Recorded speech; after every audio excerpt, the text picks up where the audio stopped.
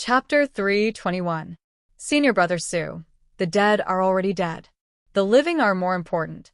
Take a look at how to distribute the black crystal aquatic grass. As Yun Juga spoke, he poured out the black crystal aquatic grass from his storage bag. She had purposely dove into the deepest part of the Blackwater pool and found a patch of black crystal aquatic grass that was over 100 years old. She even picked the best quality ones. Each of the black crystal aquatic grass was 3 feet long and completely black. They shone faintly even after leaving the water. It was obvious that they were of the highest quality. These black crystal aquatic grass are of high quality. Everyone only needs one. Su Junqing focused and distributed the black crystal aquatic grass. The human-sized black crystal aquatic grass was distributed to more than 700 disciples. There was still a large pile left. Su Junqing naturally had to take care of the rest. At this time, Yun Juga spoke. Why don't we give everyone one more? It's better to be prepared. That's right, there are still so many left. It's more than enough to give everyone one more. Little Fatty hurriedly agreed. The other disciples naturally agreed as well. What was in their hands belonged to them. If they left it with Su Junqing, they would have to beg him to use it. If they didn't beg, they would lose their lives. Although Su Junqing was unwilling, these black crystal aquatic grass were brought back by Yun Juga. If he wanted to distribute it, he would lose the hearts of the people if he stopped him. All right, then everyone will take one more. Su Junqing distributed another round of black crystal aquatic grass. Finally, there were only about 10 left. He put them away with a pained expression. Then he ordered, "Everyone rest for 45 minutes. Then we will head to the Deathly Swamp." Yes. The disciples carefully stored the black crystal aquatic grass in the safest place. Then they checked their storage bags. 45 minutes later, they set off on time. After Yun Juga and the others walked through a large wasteland, they finally arrived at the Deathly Swamp. From afar, it looked like an endless stretch of brown swamp. The swamp looked very calm. There were no mosquitoes, no armored crocodiles, and not even miasma. Senior Brother Sue, is this the Deathly Swamp? It doesn't look very dangerous. Lu Tiano looked left and right but couldn't see the aura of death. There must be a reason behind this. Everyone, be careful. After the blood earthworm in the grassland, Su Junqing didn't dare to underestimate this swamp. After he took out the demonic flower bone spur, he thought that it wasn't safe, so he opened a small red pouch covered with runes. A beautiful woman wearing a red palace dress appeared beside him. The girl's face was pale, her eyes were lifeless, her eyebrows were like a painting, and there was a very eye-catching red mole. It was Yi Yunji that had been refined into a Yin corpse. Senior Brother Sue, is this your life-sourcing corpse? It's so beautiful. Lu Tianer praised. Now is not the time to worry about this. Everyone, when we enter the swamp, don't panic. Follow me closely. Su Junqing ignored Lu Tianer's words and instructed the disciples on the matters to take note of when entering the Death Swamp. Although Su Junqing liked to be flattered, he was very low-key in front of Yi Yunji. If he wasn't worried about getting injured in the swamp, he wouldn't have let Yi Yunji out. Yun Juga's pupils constricted when he saw Yi Yunji. Resentment rushed to his head from the bottom of his heart. If it wasn't for the fact that she couldn't change her expression after being poisoned, her face would have been terrifying. Senior Brother Yun Juga, what's wrong? Little Fatty noticed the change in Yun Juga's mood. It's nothing. Yun Juga looked down, hiding the anger in his eyes.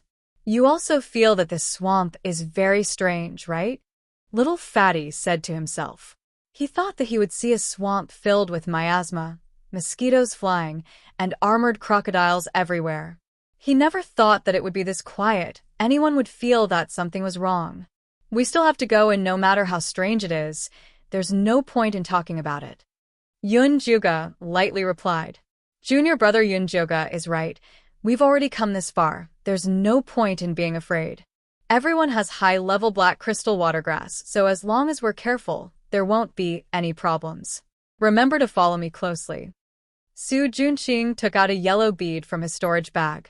This was the Earth Spirit bead. It was specially used to test whether it was possible to walk in the swamp.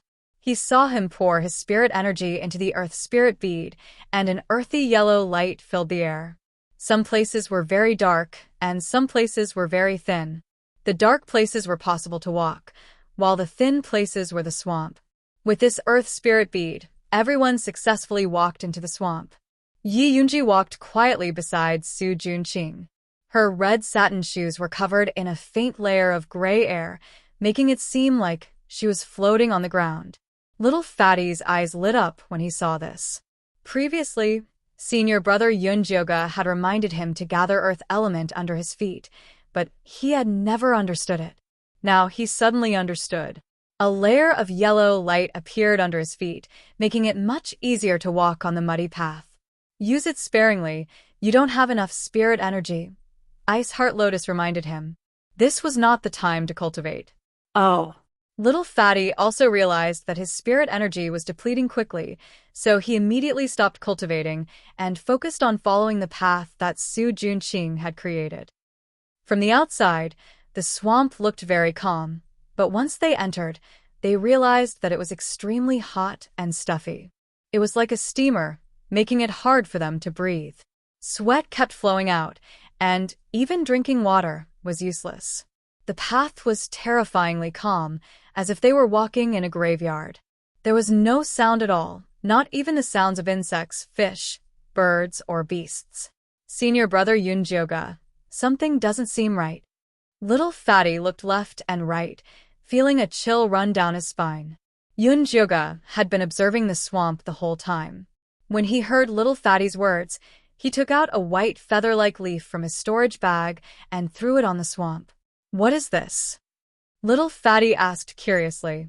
This is a white feather leaf, a medicinal herb used to dispel moisture. It can float on water and not sink, Yunjioga explained simply. Then why did you throw it here? Little Fatty didn't understand what dispelling moisture had to do with the swamp. You'll understand later. Yunjioga didn't explain and continued walking with Su Junqing. After walking through another 2 swamps, Little Fatty finally understood what Yunjioga meant. The white feather leaf that he had thrown out earlier appeared in front of him again. We've been walking in circles. Little Fatty cried out involuntarily. Su Junqing's expression turned ugly when he saw the white feather leaf. If it wasn't for Yunjioga's probing, he would probably have continued to lead the group in circles. Senior brother Yunjioga, have we encountered a ghost wall?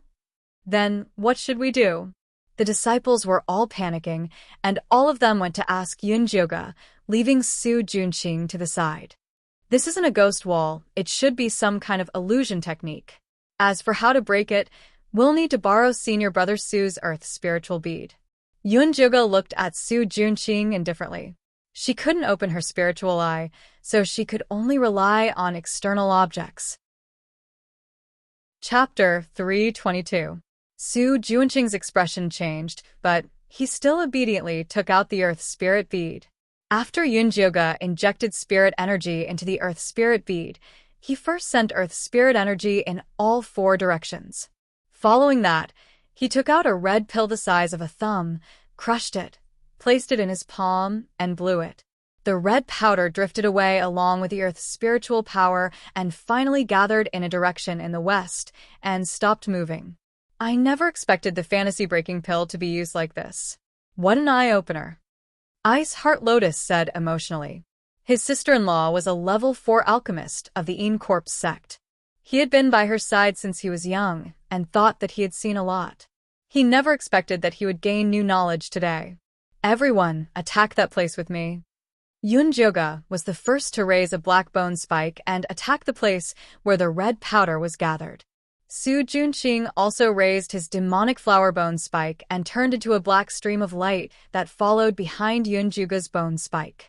Amidst the rumbling, a dark green flower suddenly appeared in the originally empty place. The stamen of the flower was in the shape of a bloody mouth, and it was constantly breathing out black mist. Su Junqing pinched his fingers, and the 3 black flowers on the demonic flower bone spike flew out and tore the strange green flower into pieces. After the illusion was dispelled, the real death swamp appeared in front of everyone. Rolling reddish-gray mist instantly appeared with mosquitoes flying around. The armored crocodiles were at their feet in the swamp, waiting for them to fall into the pot with their mouths wide open. Ah! A disciple accidentally fell into the swamp in a panic and was immediately drowned by the armored crocodiles. Yun Joga reacted quickly and shot out a enchi rope to pull the person up. In the end, the area below his waist was badly mangled by the armored crocodiles. Many disciples turned pale with fright when they saw the bloody scene. The group began to panic. Everyone has the black crystal watergrass on you. These armored crocodiles will not approach you. Just hold your ground. Su Junqing tried to calm the disciples, but no one cared about him. Form groups of 10 and look out for each other. Pay attention to where you step. If you can't cross it, use the frigid frost energy palm to seal off the path. We've already made it through the grasslands, so this little swamp is nothing. Yun Joga concentrated his energy into his dantian, and his clear voice entered everyone's ears. Don't be afraid. Senior Yun Jiao will definitely lead us through this. Little Fatty and Ice Heart Lotus comforted. The disciples immediately quieted down. Only then did they realize that the black crystal watergrass on them was emitting a black mist with a fishy smell. Not only did it isolate the red miasma, but it also prevented the mosquitoes from approaching. The armored crocodile also seemed to be quite afraid of the black mist. Yun Joga seemed to have forgotten that the Earth's spirit pearl was borrowed from Junqing. He injected spirit energy into it and continued forward after confirming the path. Yun Joga seemed to have forgotten that he had borrowed the Earth's spirit bead from Su Junqing. He inserted his spiritual power into it, and after confirming the route, he continued moving forward. Ice Heart Lotus and Little Fatty guarded her vigilantly, intentionally or unintentionally cutting Su Junqing apart. Su Junqing's face darkened, but she didn't mention anything about taking it back. Now that the disciples generally believed in her, it was useless to take it back. Yun Joga led the way while Ice Heart Lotus used her frostbone spike to create an ice path. The disciples behind him used their frost energy palms to slowly advance on the ice path. Yun Joga led the way. Ice Lotus used frostbone spikes to form an ice path. The disciples behind him used frost palm and slowly advanced. Occasionally, disciples would be dragged into the water by the armored crocodiles. But overall, it was rather smooth. Yun Joga saw that the yellow mist had condensed into a large patch in front of him. It was obvious that there was a piece of solid ground for him to rest on. Yun Joga saw the brown mist condense in front of them. It was obvious that there was a piece of land for them to rest on. The land was about an acre wide. The brown soil was very hard. It was isolated from the surrounding swamp. It must have been condensed by the disciples of the past. Junior Yun Jiao. Su Junqing was about to retrieve the Earth's spirit pearl. Suddenly, screams and the sound of the armored crocodiles chewing on bones came from the east of the miasma. Not only that, but they were also shooting out bone spikes. The reddish-gray miasma stirred. It was obvious that an intense battle had taken place. The disciples of the other outer sect peaks have been attacked. Yun Joga looked in that direction. He had no idea which outer sect peak it was. Little Fatty's heart sank. He really wanted to say that they should avoid it. They had a competitive relationship with the other outer sect disciples. It was good enough that they didn't hit them when they were down. Saving them was impossible. Who's in front? At this moment, a sharp female voice came from the front. It was Bai Lan's voice. Senior Sister Bai Lan, how are you guys? Su Junqing was delighted. Help had finally come. We've encountered a group of armored crocodiles. Junior Brother Su, hurry and bring people to help us. Bai Lan's voice was anxious. It looked like she couldn't hold on much longer. Junior Yun Jiao, why don't you come with me to save them? Su Junqing said. The disciples here need me more. Yun Joga rejected decisively. Previously, she gave Su Junqing face because she didn't want him to have an excuse. Now that the disciples were on her side, there was no need to put on an act. Su Junqing's face turned cold. He didn't continue persuading her. He only looked at the remaining Qi disciple level 5 disciples and the Lu sisters. Which one of you will come with me? The disciples all lowered their heads and pretended to be tired. The Lu sisters said pitifully, "Senior brother, the two of us can't even protect ourselves. How can we save people?" Good, good. You're all good. Su Junqing nodded viciously and turned to leave. Yi Yunji floated leisurely behind him, her red sleeves gradually disappearing into the miasma. Senior brother Yunjiao.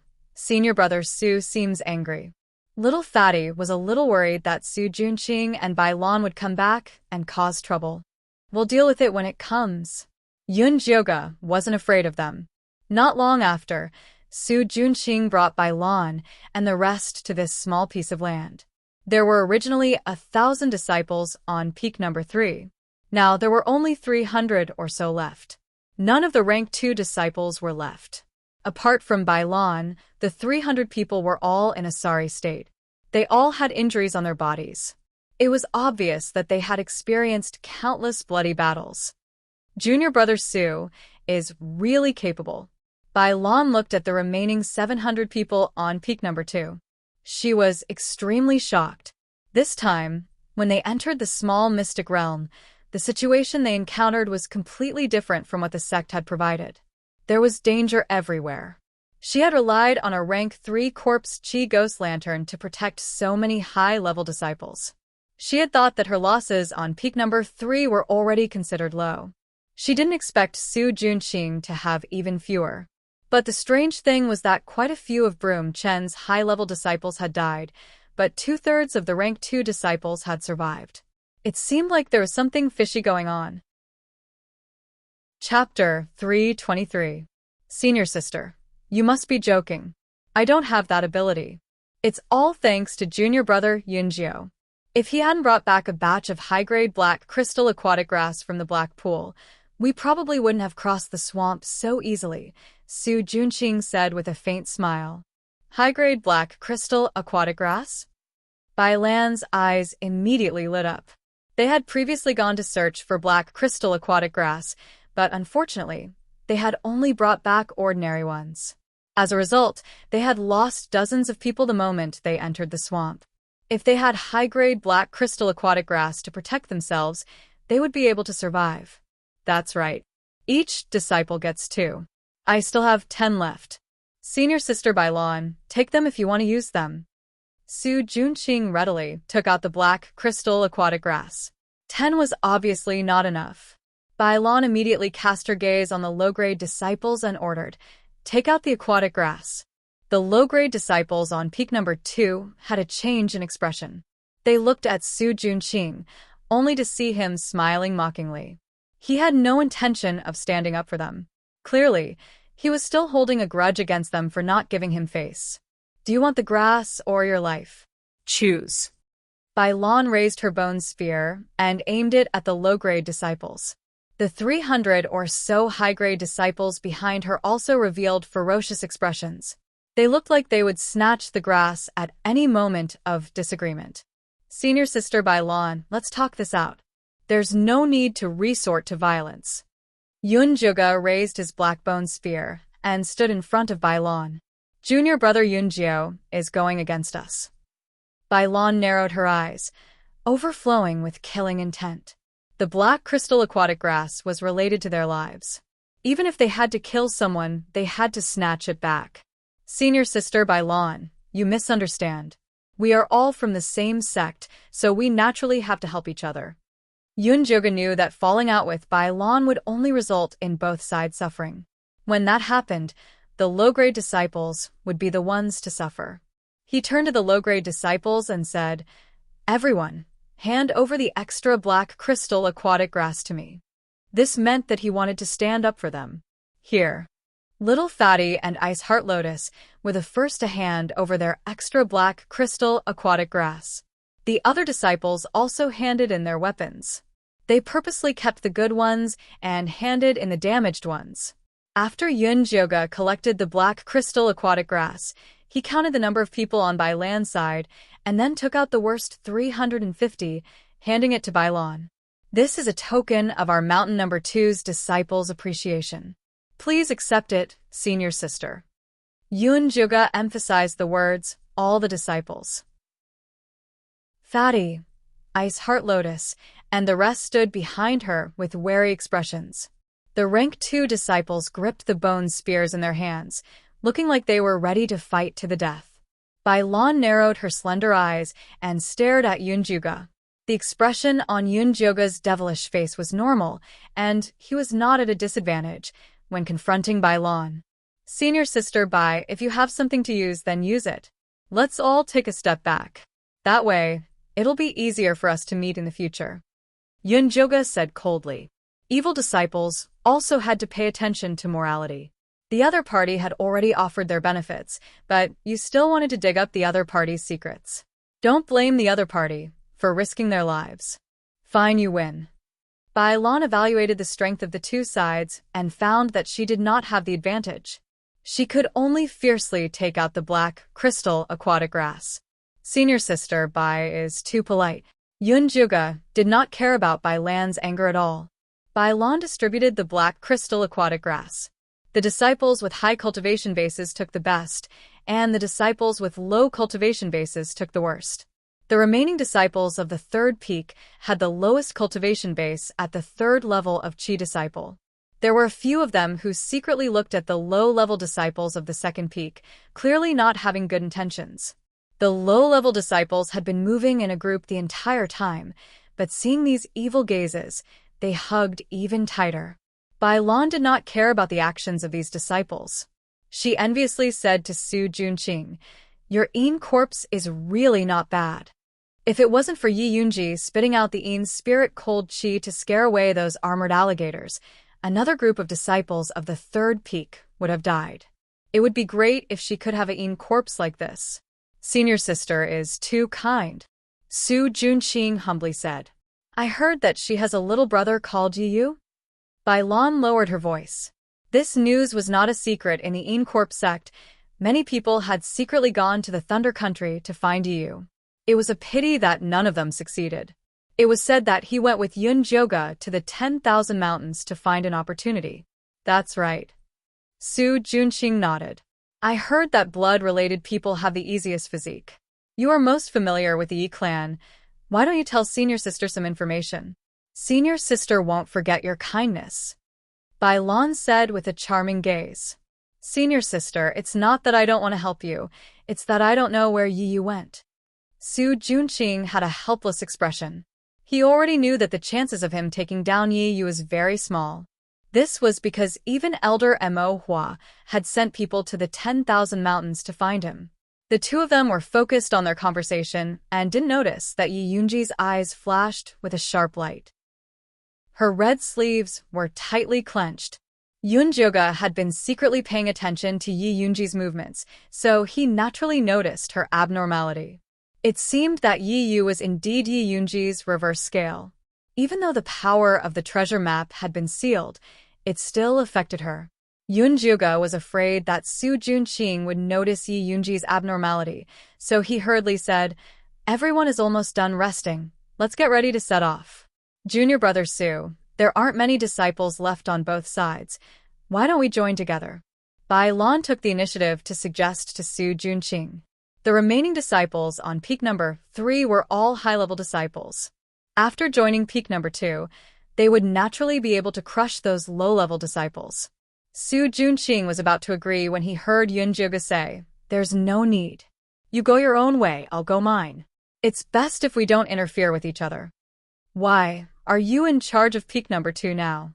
Bai Lan raised her brows and glanced at Su Junqing. Before Su Junqing could say anything, all the disciples on peak number 2 responded in unison. "We'll listen to senior brother Yunjoga." Su Junqing's earlier actions had already bitterly disappointed them, not to mention that Yunjoga had helped them through this entire journey. No wonder. Senior Sister Bai, as you can see, I've been robbed of my power. Su Junqing laughed coldly, but he was in no hurry. The true danger of the little secret realm was with the human-faced peach. Even if Yunjoga took the position of leader, he would not be able to deal with it. Junior brother Yunjoga is really bold, but I like it. Bai Lan threw a no at Yunjoga. After relieving her worries, she was finally in the mood to flirt with men. Yun-juga faced her coldly and did not reply. He called for Ice Heart Lotus, Little Fatty, and the rest to prepare to set off. Junior brother Yun-juga, are you really not coming with us? Bailan asked, unwilling to give up. She also could not understand why junior brother Yun-juga would be so protective of those low-level disciples when they were all trash. Yun-juga used his actions to express himself, leading the disciples on peak number 2 in another direction and leaving. Chapter 324. Tisk, junior brother Su sure has a good temper. Are you really going to let an outer disciple walk all over your head like that? Bailan felt that Su Junqing was really a coward. He couldn't even watch over the disciples he was leading. What else could he do? Picking the human-faced peaches is the most important thing. When the time comes, he'll understand. Su Junqing laughed coldly. That's true. Bailan looked at the disciples behind her. She didn't know how many of them would survive the last round. After Yun-juga and the rest left Su Junqing and Bailan, they successfully left the Death Swamp and arrived at the Human-Faced Mountain. The Human-Faced Mountain was hundreds of zhang tall. The mountain rocks were black with traces of blood. From afar, it looked like the face of a man in deep thought. It was a rather handsome man's face. The human-faced peach forest grew on the top of the man's face, which was the peak. Everyone, be careful. Yun-juga had thought that climbing the mountain would be another adventure. He didn't expect to reach the peak so smoothly. A cool breeze blew. At a glance, there was a lush peach forest. These peach trees weren't tall, and their leaves weren't lush. However, they were quite good at fruit. Green peaches the size of a human had hung from the branches. They didn't seem to be fully ripe yet. When Yun-juga and the rest entered the peach forest, the originally quiet peach trees seemed to be startled awake. Following that, the peaches all trembled slightly. Faces appeared on them, opening their eyes and looking at them greedily. Among them were wrinkled old men and women, young men and women with smooth skin, and adorable little children. Although there were all kinds of faces, all of them had a ferocious expression. They looked at Yun-juga and the rest like they were looking at prey. These peaches look so disgusting. Lu Tian'er had a look of disgust. She couldn't imagine how she was going to swallow them. Senior brother Yunjio, should we pick them now? Little Fatty didn't find it disgusting. As long as it was helpful for cultivation, he could swallow it no matter how disgusting it was. However, these human-faced peaches were mainly for corpses. Living people couldn't eat them. Everyone, check the surroundings carefully. See if there are any demonic beasts guarding. Yun-juga felt that this human-faced peach forest wouldn't be so simple. She led Little Fatty, Ice Heart Lotus and company around twice, but did not discover any traces of demonic beasts nearby. The entire peach forest was even quieter than a graveyard. Senior brother Yunjio, the people from Peak 1, Peak 4, and Peak 5 are here, Lu Mei said, pointing at the foot of the mountain. Yun-juga walked over to take a look and saw that a large group of outer court disciples had already arrived at the foot of the mountain and were preparing to climb up. Senior brother Yunjio, let's hurry up and pick the peaches. Little Fatty said anxiously. Otherwise, it would be another round of fighting once the other disciples arrived. There's no rush. I'll try picking one first. Yun-juga took the lead. She first summoned 3 bone spikes and placed them around her body. Then, she carefully walked towards the human-faced peach. Finally, she chose one that looked like a beautiful peach and slowly stretched out her hand. Pa! Before she could even touch the peach, she was hit by a stone. Yun-juga turned his head to look and saw a figure standing on the peach tree. He had gray hair and gray eyes, and there was a drop of blood between his eyebrows. He was beautiful, yet strange. Who else could it be but Teacher Zishang? Reaching out to pick it? You're too daring. Zishang came to Yun-juga's side and tried to grab her waist. Why are you here? Yun-juga slapped Zishang's hand away. This guy had mysteriously slipped away halfway. If he didn't give her an explanation, he wouldn't be able to get close to her. I found something good here. You'll definitely like it. Zishang blinked his gray eyes, looking as if he wanted to know. How do you know I'll like it? Yun-juga rolled her eyes. If you want to say it, then don't. Are you really not going to ask? These human-faced peaches are very interesting. Zishang continued to tempt her. Such a large peach forest is right here. Can I find it myself? Why would I ask you? If he couldn't find it, then so be it. In any case, she wouldn't let Zishang do as he wished. TSK, little Joga is getting less and less cute. Zishang shook his head. This girl was getting harder and harder to please. It's better if you don't love me. Yunjoga was so focused on bickering with Zishang that she forgot that little Fatty and Ice Heart Lotus were bitterly waiting for her to pick the peaches. Senior brother Yunjo can't be possessed, right? Ice Heart Lotus said worriedly. Don't worry. I'll try using a big move. Little Fatty was an impatient person. He immediately raised his mountain bone spike and flew towards Yunjoga. Yunjoga subconsciously released a gray light, sending little Fatty's mountain bone spike flying. Plop. The peach on the head of an old man with a face full of wrinkles fell to the ground after being cut off by the mountain bone spike. Yunjoga was about to pick it up when Zishang pulled her back.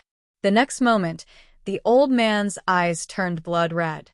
He flew towards little Fatty at an unbelievable speed. Be careful. Ice Heart Lotus pushed little Fatty away and raised her frostbone spike. She had been condensing ice to help everyone on their journey. Her speed had also been trained. The cold air instantly froze the old man's head. F***CK, what kind of freaking peach is this? It can even fly. Little Fatty still had a lingering fear. He felt that the peach was no better than a demonic beast. Just as he finished speaking, Ice Heart Lotus suddenly shouted, "Not good." The human-faced peach actually broke through the ice seal and pounced on a low-level disciple. It opened its bloody mouth and bit down. That low-level disciple didn't even have time to scream before he was sucked dry and turned into a piece of human skin. After the old man's had sucked its fill of flesh and blood, it closed its eyes. Its expression became incomparably peaceful. The greenish-white skin turned bright red, and a ripe fragrance wafted out. Is this why you didn't let me pick the peach? Yunjoga's expression was solemn. She didn't expect that the ripe human-faced peach would actually devour a person's flesh and blood. That's right. Zishang nodded. Senior brother Yunjo, this peach is too evil. The Lu sisters looked at the densely packed faces in the peach forest. They only felt their stomachs turning. It was incomparably disgusting. Jean Lin, what's going on with me? Yunjoga looked at little Fatty. She didn't believe that little Fatty didn't know the truth behind the human-faced peach. I really didn't know that this human-faced peach could actually eat people. My uncle only said that every year when the outer sect disciples enter the little secret realm, they have to pick 500 human-faced peaches. If they don't pick enough, they won't be able to open the little secret realm. Little Fatty was so scared that his round face turned pale. His uncle had only given him a stack of defensive talismans and told him to take it easy and just hang on until the end. My sister-in-law also said the same thing. Ice Heart Lotus also had quite a number of defensive talismans on her. Yunjoga frowned. She finally understood why so many low-level disciples entered the little secret realm to pick human-faced peaches. They were using human lives to speed up the ripening of the peaches. The Corpse sect was truly evil. They didn't care about human lives at all. Chapter 325. You weren't the one who let them in. Don't push the blame onto yourself. Zishang rubbed Yunjoga's head. As long as this little head was fine, nothing else mattered to him. You're not a good person either. Yunjoga glared at him. Of all the demons and ghosts, demons were indeed the worst. Just look at Zishang and you'll know. Zishang rubbed his nose and silently retreated to the side. A woman who liked to vent her anger on others was not to be trifled with. Whoa, senior brother Yunjio, we don't want to die. Many of the rank 2 disciples began to cry. They had gone through so much to get here, but they had not expected that they would become nourishment for the human-faced peaches. This was too cruel. Don't worry, I won't feed you to the human-faced peaches. These low-level disciples were from the same sect as her. They had always been cultivating honestly and had never made any mistakes. They should not die here. That's not up to you to decide. A loud voice rang out from behind Yunjuga. Yunjuga turned around and saw that Wolf Fong and the Han brothers had brought the outer sect disciples over. Although the three of them had encountered danger after entering the pocket dimension, they had always been cautious. Thus, their losses were not too great. Basically, each of them had left behind 500 disciples. Adding up to 1,500 people, they were able to completely crush Yunjuga's group. What is the meaning of this, senior brother Han? Yunjuga looked coldly at the incoming group. Where's senior brother Su? Han Xiaoxi did not answer the question. He looked left and right and did not see Su Juanqing's figure. Could it be that he had died? That was impossible. That brat had obtained many benefits from Elder Mo Hua, and he also had the Yin corpses protecting him. Even if they all died, he would not die.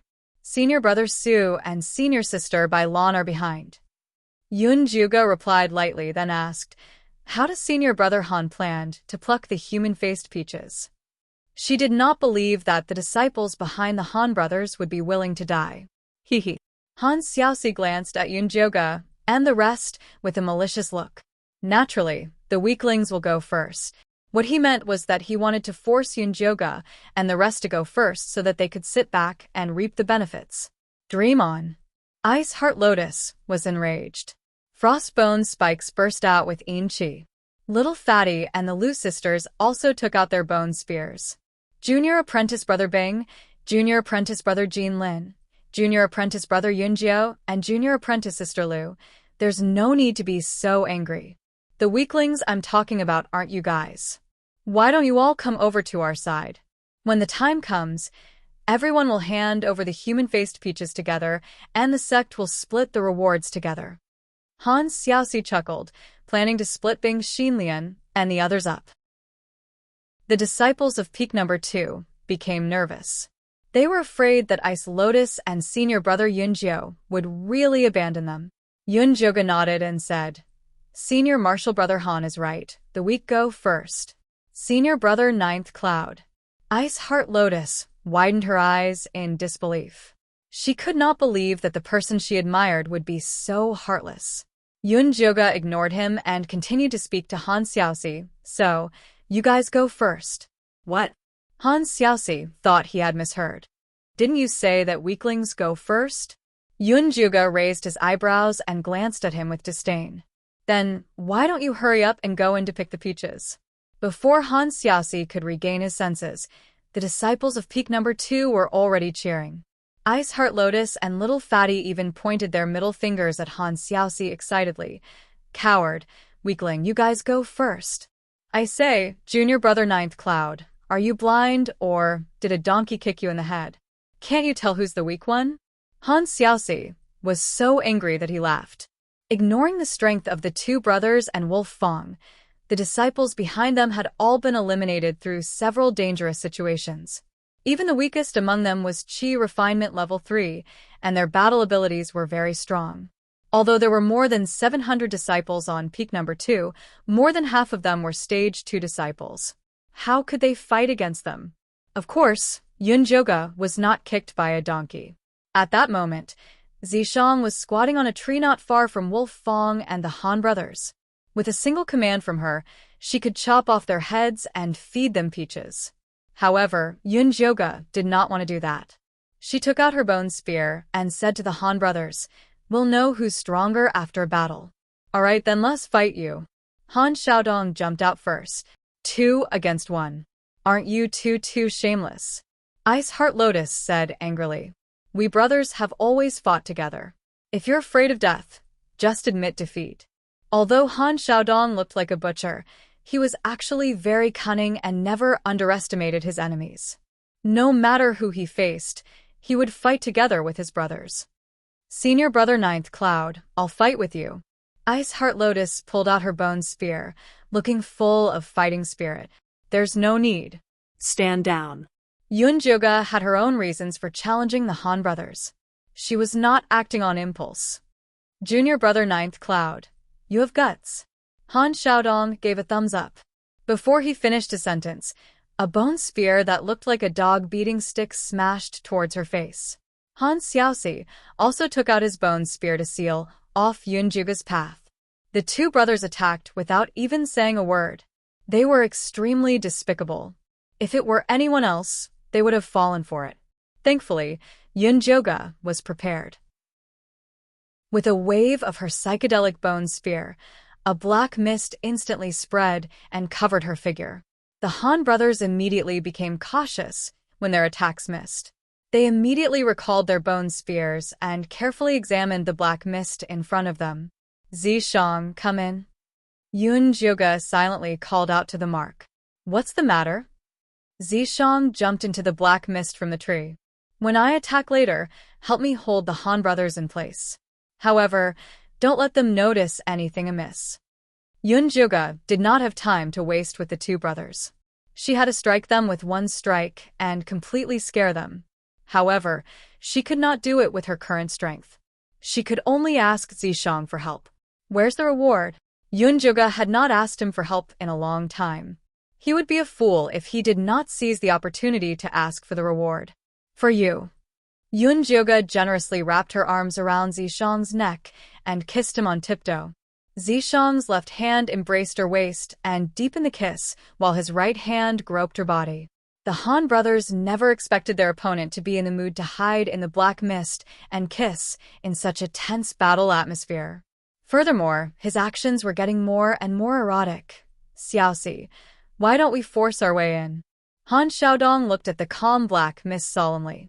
The bone spear in his hand shone with a cold light. Back when he and his younger brother wandered about, they were chased by people and dogs. They had suffered countless hardships, so when he was refining his bone spear, he subconsciously refined a dog-beating stick. Let's go. Han Xiaoxi nodded without hesitation. Chapter 326. The Han brothers were tough. No matter what kind of strong opponent they faced, they would always attack, and attack. Not to mention that their current opponent was only an outer disciple at the third stage of Qi disciple. If they still cowered like this, wouldn't they be a laughingstock? The two brothers raised their bone spikes at the same time and attacked the black mist one after the other. Inside the black mist, Yunjuga was dizzy from Zishang's kisses and was desperately trying to push his chest away. This guy was really insatiable.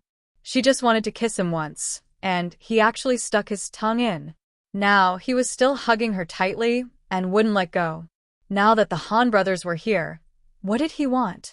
Zishang was addicted to kissing her and couldn't bear to let her go. His left hand tightened and his right hand waved casually. The black mist from the bone spikes expanded and instantly engulfed the Han brothers. Then, Yunjuga's 4 bone spikes, Bonebreaker, Hallucination, Venom, and Bloodthirst, shot out terrifying rays of light and sent the Han brothers flying. The Han brothers fell face down and dug 2 deep ditches in the ground. Finally, they crashed into the rock wall and fainted. Silence. Deathly silence. Ice Heart Lotus and Fatty's cheers were stuck in their throats. The Lu sisters' eyes widened, and they looked like they were about to explode. Wolf Fong stared at the 4 bone spikes hovering above the black mist. Although they were beyond recognition, he could still recognize them as the Gale Wolf bone he sold to the mysterious masked man. So this junior brother Yunjiu was the expert who helped him remove the poison. Wolf's deep eyes stared at the black fog that was constantly rolling. Although he couldn't see anything, he could imagine the devilishly beautiful junior brother Yunjiu standing there in high spirits. High spirits. This was a huge misunderstanding. Yunjuga was kissed so hard that she wanted to bang her head against the wall. She could tolerate having sex with Zishang in the wild, in a cave, or even with a horse, but she couldn't tolerate having sex in front of thousands of people. Although the black mist was blocking it, it was still very embarrassing. Fortunately, Zishang knew Yunjuga's bottom line. Although he felt that there was nothing wrong with having a round of dual cultivation here, he did not dare to really anger Yunjuga. In the end, he reluctantly let go of her. F***CK, this old lady is begging you again. Stab my eyes and break my little dick. Yun Juga fiercely wiped her mouth. Even if she had to fight the Han brothers to the end, it would be better than being trampled on by him. Keep your eyes. You can cut them when they grow out. Zishang laughed like a cat that had stolen a fish. Laugh your ass. Yun Juga glared at him. After retrieving the psychedelic bone spike, the black fog immediately dissipated. Senior brother Yunjiu, are you alright? The Lu sisters, Ice Heart Lotus, and Little Fatty immediately surrounded him. I'm fine. Yun Juga tried to put on a cold expression. Fortunately, her face was bewitching enough. After kissing for a long time, her light purple lips only turned dark purple. It was impossible to tell that she had been kissed forcefully. Did you see that? Our senior brother Yunjiu is not afraid of you. If you dare to call us weak, we'll beat you to death. Little Fatty shouted arrogantly. Junior brother Yunjiu, according to the sex mission, we must pluck 2,500 human-faced peaches from all 5 peaks. Otherwise, the exit of the little secret realm will not open, and we will be trapped here until we die, Wolf Fong said calmly. If possible, he did not want to send his fellow disciples to their deaths. But the sect's orders could not be disobeyed. If they did, they would all die together. I didn't say that we won't pluck the human-faced peaches. Yun Juga just did not want to use the lives of his disciples. Then what do you mean? Wolf Fong could tell that this junior brother Yunjiu was not a foolish person. Could it be that he really had a good idea? These human-faced peaches need to be fed with flesh and blood to ripen. But it doesn't have to be our flesh and blood. If we can find other demonic beasts, we can do the same. This was Yun Juga's plan. There were many demonic beasts in the Death Swamp and Lizard Grassland. If they were used to feed them, they could similarly ripen the human-faced peaches. Catching demonic beasts would only result in more deaths than plucking the human-faced peaches. Wolf Fong felt that this idea was simply wishful thinking. At that time, if the disciples died and the demonic beasts could not be caught, that would be a double loss. As long as we can grasp the right method, there won't be too many casualties. I can guarantee that there will be fewer deaths than now. Yun Juga naturally dared to say such words because he was confident. What idea do you have? Zishang and Wolf Fong asked at the same time. I have a beast drawing pill here that can attract demonic beasts over. At that time, we can set up a trap and capture them easily. Yun Juga felt that this was the best idea. Senior brother Yunjiu, this is a good idea. Right, I think so too. Catching demonic beasts is better than killing our fellow disciples. That's not true. No one wants to die. If you force me to pluck those disgusting peaches, I'll fight it out with you. Not only were the disciples of the second peak tempted, even the disciples behind Wolf Fong and the Han brothers were tempted. 2,500 human-faced peaches. Even if all the disciples of the second peak were sacrificed, that would only be 700 or so.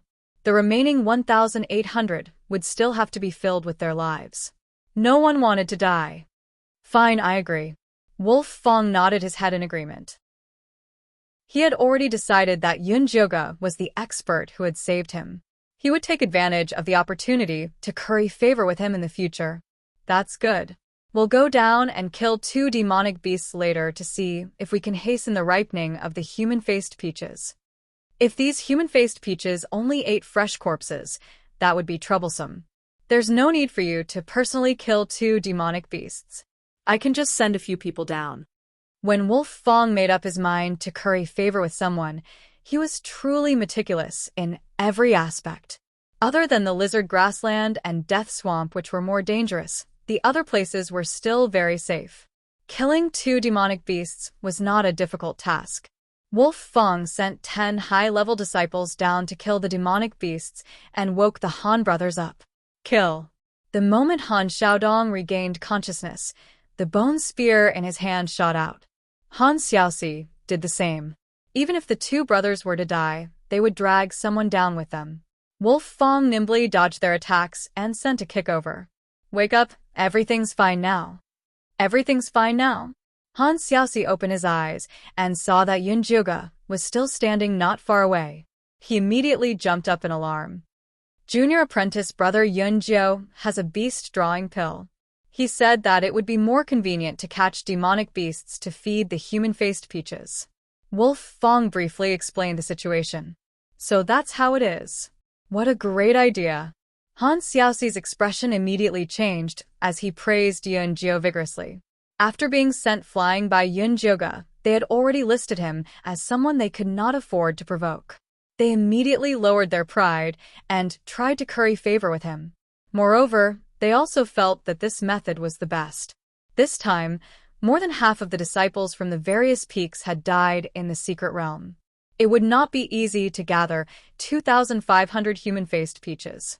After all, no one wanted to die.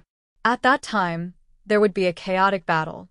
If they could really use demonic beasts to feed the human-faced peaches, it would save them a lot of trouble. Just as everyone was talking, the disciples who had gone out to look for demonic beasts returned with 2 armored crocodiles. Bai Lan, Su Junqing, and the rest also came with them. Chapter 327. Junior brother Yunjiu is truly capable to think of such a good idea.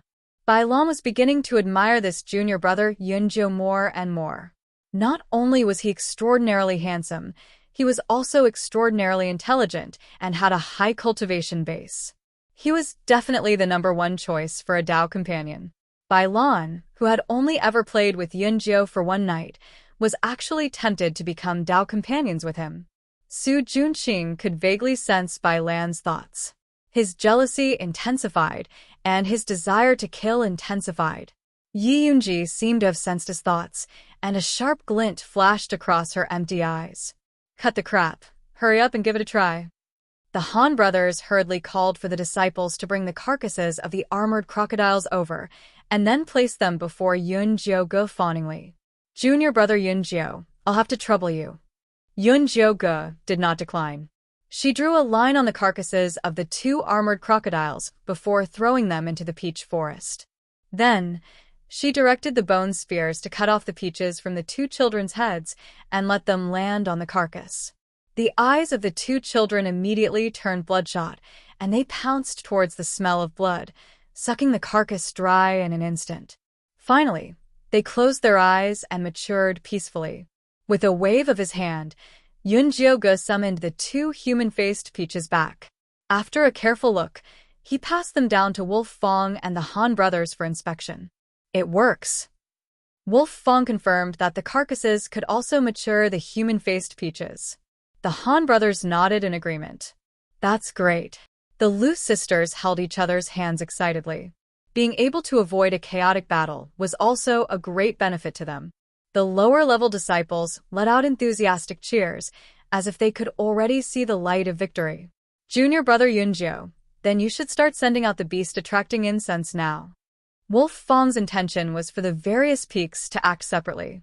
The sooner they plucked the human-faced peaches, the sooner they could leave this godforsaken place and report to the sect about the changes in the little secret realm. The Han brothers also expressed their agreement. There was no need for an alliance at this point, so it was best for them to go their separate ways. Junior brother Yunjiu, the remaining disciples of each peak are different now. It's too unfair for each team to hand over 500 demonic beasts. Bai Lan had the fewest disciples left. She felt that it was not worth it to kill the same number of demonic beasts as the others. Junior brother Yunjiu, these are all low-level disciples. Why don't you say it's fair? Han Xiaoxi couldn't stand Bai Lan's haggling. That's right. That's why I think it's better to split the disciples from each team equally. That's the fairest way. Bai Lan wanted to use some low-level disciples from Peak 2 as cannon fodder. The disciples of Peak number 2 became nervous again. They were afraid that Yun Jiuge would agree. After all, this suggestion sounded quite fair. There's no need to split them. We'll split them according to the number of people. Everyone will get 1 Yao beast. If someone hunts a lot of them, they can sell them to others. Yun Jiuge didn't think that giving out his disciples would lessen the pressure. He might as well keep them all. That's fine too. Bai Lan immediately agreed. If they handed it over according to the number of people, the ones with higher cultivation would definitely have an advantage. Wolf Fong and the Han brothers did not say anything. This suggestion was more beneficial to them. At the very most, They could kill a few more beasts and give them to junior brother Yunjiu as compensation. That way, they could do him a favor. The beast-attracting incense I refined is very powerful. Every time I release one incense, it can attract over 100 demonic beasts. The beast-drawing incense that Yunjiu refined did not look very eye-catching. It was black and only the size of a thumb. However, it was very useful. Once it was ignited, it would release a fragrance filled with the scent of a female. All the male beasts within a 2-mile radius would be attracted by the fragrance. Junior brother Yunjiu, don't worry. We definitely won't waste these beast-drawing incenses. The Han brothers stared at the beast-drawing incense without blinking. Junior brother Yunjiu's pills. What else do we have to doubt? Bailan extended her hand towards Yunjiu with a smile. This beast-drawing incense is made from the essence blood of a female fragrant beast. You know that this female fragrant beast is worth 1,000 spirits. That bit of essence blood is not easy to get. Yunjiu played with the beast-drawing incense in his hand and refused to hand it over. Actually, she had only used a bit of the essence blood of the female fragrant beast to refine these pills. The rest was supplemented with medicinal herbs, so the cost was not high. However, it was impossible for her to give it to these people for free. Junior brother Yunjiu, how much do you intend to sell it for? Wolf Fong asked directly. Junior brother, we are not rich. You can just collect as much as you want, the Han brothers said bitterly. It's fine if it's too expensive. We can't afford it. Bailan was also reluctant to spend this money. We are all disciples of the same sect. Why would I take your money? The cost price is 1,000 spirit jade each. This price was considered fair. Yunjiu was only earning half of it. We will take 5. Wolf Fong took out 5,000 spirit jade without hesitation. Senior brother Wolf Fong is really straightforward. I admire you. Yunjiu was in a good mood as he handed over 5 beast-drawing incense. Wolf Fong took the incense and checked it. After confirming that there were no problems, he said to the disciples behind him, everyone split it equally. 100 spirit jade per person. At this moment, there were more than 500 disciples left on peak 1. Wolf Fong could still earn some hard work if each of them were to pay 100 spirit jade. 100 spirit jade was not expensive. These disciples were all convinced. The Han brothers and Bailan followed suit and each bought 3 beast-drawing incense from Yunjiu. Then, they each took 100 spirit jade from their subordinates. On peak 2, Little Fatty had already taken the initiative to help Yunjiu and his disciples collect the spirit jade. Some low-level disciples who did not bring enough spirit jade would use contribution points or other materials as collateral. The atmosphere was very lively. Su Junqing naturally did not have the qualifications to take the beast-drawing incense. Everyone had already tacitly agreed that the leader of Peak 2 was Yunjiu. Su Junqing's thumbnail pierced deeply into his palm. He kept telling himself to endure. When the human-faced peaches ripened, he would definitely let these fellows know his prowess. Yi Yunji stood beside him. A sharp glint flashed in her eyes. Junior brother Yunjiu, I will go to the north. Bailan said after keeping the spirit jade. The east was the lizard grassland, and the south was the death swamp. The west and north were much safer in comparison. I will go to the east. The evil weapons in Wolf Fong's storage bag had a suppressive effect on the blood earth dragons in the lizard grassland. Junior brother Yunjiu, where are you going? Han Xiaoxi asked carefully. Although they had more people and higher cultivation, they should be going to the death swamp. But junior brother Yunjiu might have other plans. I will go to the south. Yunjiu's side had more than 700 people. They needed the most demonic beasts. They did not know what the situation was like in the west. The death swamp was more abundant in demonic beasts. Moreover, with Zishang protecting them, she felt that there would not be any big problems. Zishang patted her head in approval. Good job. Although Yunjiu did not know why Zishang was so enthusiastic, he felt more at ease. Chapter 328. Junior brother Yunjiu is indeed righteous. Han Xiaodong gave him a thumbs up, looking like he was impressed. However, it was unknown how much sincerity was in his words. Senior Brother Han, you flatter me. Yun Jioga replied plainly, then said to the crowd, let's meet here in 5 days. 5 days was enough time to kill the demon beasts. Most importantly, the mystic realm would open in 10 days, so they had to prepare in advance. All right. The people of Wolf Fong's sect nodded and bade farewell. Yun Jioga led the disciples of peak number 2 towards the east. Senior Brother Yun Jio, can we really kill that many demon beasts? Lu Tian'er was not confident. There were too many low-level disciples here. A few armored crocodiles could kill them all. You'll know when the time comes. There was no use in talking. Facts spoke for themselves. After Yun Jioga led the people down the mountain, they began searching for a suitable place to set the trap. It has to be about 1 kilometer away from the death swamp. It's best if it's not too flat and empty.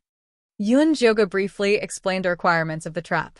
Little Fatty and Ice Heart Lotus immediately began searching. Unfortunately, the spots they found were not ideal. This is not bad.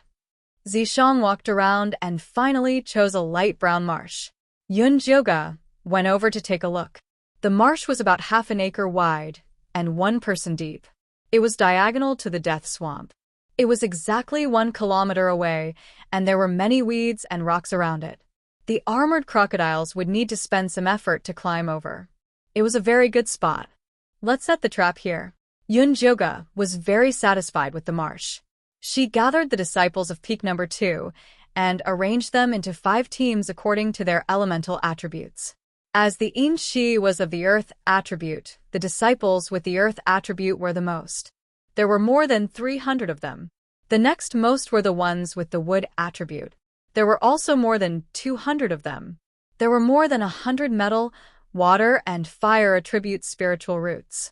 Ice Heart Lotus was the only one with the ice attribute. Senior Brother Yun Jio, these armored crocodiles have thick skin and extremely high defense. It's very difficult for our attacks to penetrate their skin. Lu Mei spoke from the bottom of her heart. The bone spikes of these rank 2 disciples were the ones given by the sect. They had very low attack power. It would take 100 people to kill 1 armored crocodile. Gathering 700 would be a huge problem. The armored crocodiles have high defense, but their spirit power is very weak. We just need to destroy their consciousness. Yun Jioga had naturally researched the weaknesses of the armored crocodiles. How are we going to destroy his consciousness? The disciples looked at each other, feeling as if they were listening to a heavenly book. Everyone should have learned the corpse control curse before, right? Yun Jioga asked. Yun said. The Lu sisters nodded. This corpse control incantation was the Yin Corpse sect's most basic incantation and could be exchanged for with 10 contribution points. Although most of the disciples did not refine their own Yin corpses, they would still learn this incantation, hoping that one day they would be able to find a good Yin corpse and walk on the path of being able to call the wind and call the rain. But the one controlling the 7th ant was the Black Fiend sect. These low-level disciples couldn't compare to them. They needed to use a special method. Disciples with the same spirit roots split into groups of 10. Then practice using the corpse control curse like how we attacked the Yin ghosts. As long as these disciples could meet this requirement, they could increase the corpse control curse's power by 5 times. Killing the armored crocodiles wouldn't be a problem. This method sounded simple, but it required a high level of cooperation and absolute trust. These low-level disciples would go to the Yin Chi cemetery every day after entering the sect, so their cooperation was very good. With Yun Jioga's protection, he didn't have to worry about being stabbed in the back. That was how he met the requirements. Okay. The Lu sisters and Little Fatty felt that Yun Jioga's idea was reliable and immediately became excited. They all had earth spirit roots, so they each formed a group of 10. This was the fastest and had the best results. The other disciples followed suit and quickly got into the zone. Then what do we need to do? Ice Heart Lotus wasn't willing to be a wallflower on the side. You guys are in charge of guarding the side. When the time comes, we'll need to rely on your frost chi to control the armored crocodile's movements. Yun Jioga also gave Ice Heart Lotus a task. He wanted her to lead the remaining disciples in charge of defense.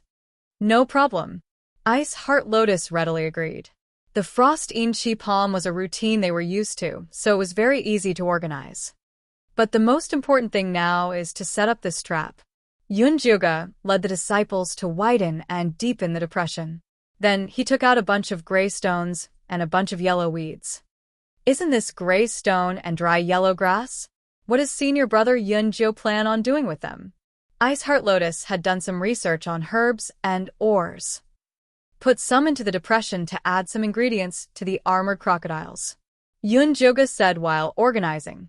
These two herbs and ores were discovered by pill masters. Unfortunately, they didn't have much use in alchemy. In the end, they were only used to glue stones together when building houses and walls for nobles. Yunjuga got the fire spirit root disciple to melt all the gray stones. Then he mixed it with the dry yellow grass and slowly poured it into the depression. The calm depression immediately started to bubble. The already sticky soil became even thicker and even more sticky. No matter how strong the armored crocodiles were, they wouldn't be able to climb out of the depression easily. All right, everyone hide. I'm going to release the beast attracting incense. Attack together when I give the order. Yunjoga ordered. All the disciples immediately split into groups of 10 and spread out. These low-level disciples didn't have much attack power, but they were very good at hiding. Many of them even brought concealment equipment in their storage bags. In an instant, the empty wasteland was filled with rocks of all sizes and lush saplings. It was difficult to hide from high-level cultivators with these crude disguises, but it was not a problem for them to hide from the armored crocodiles.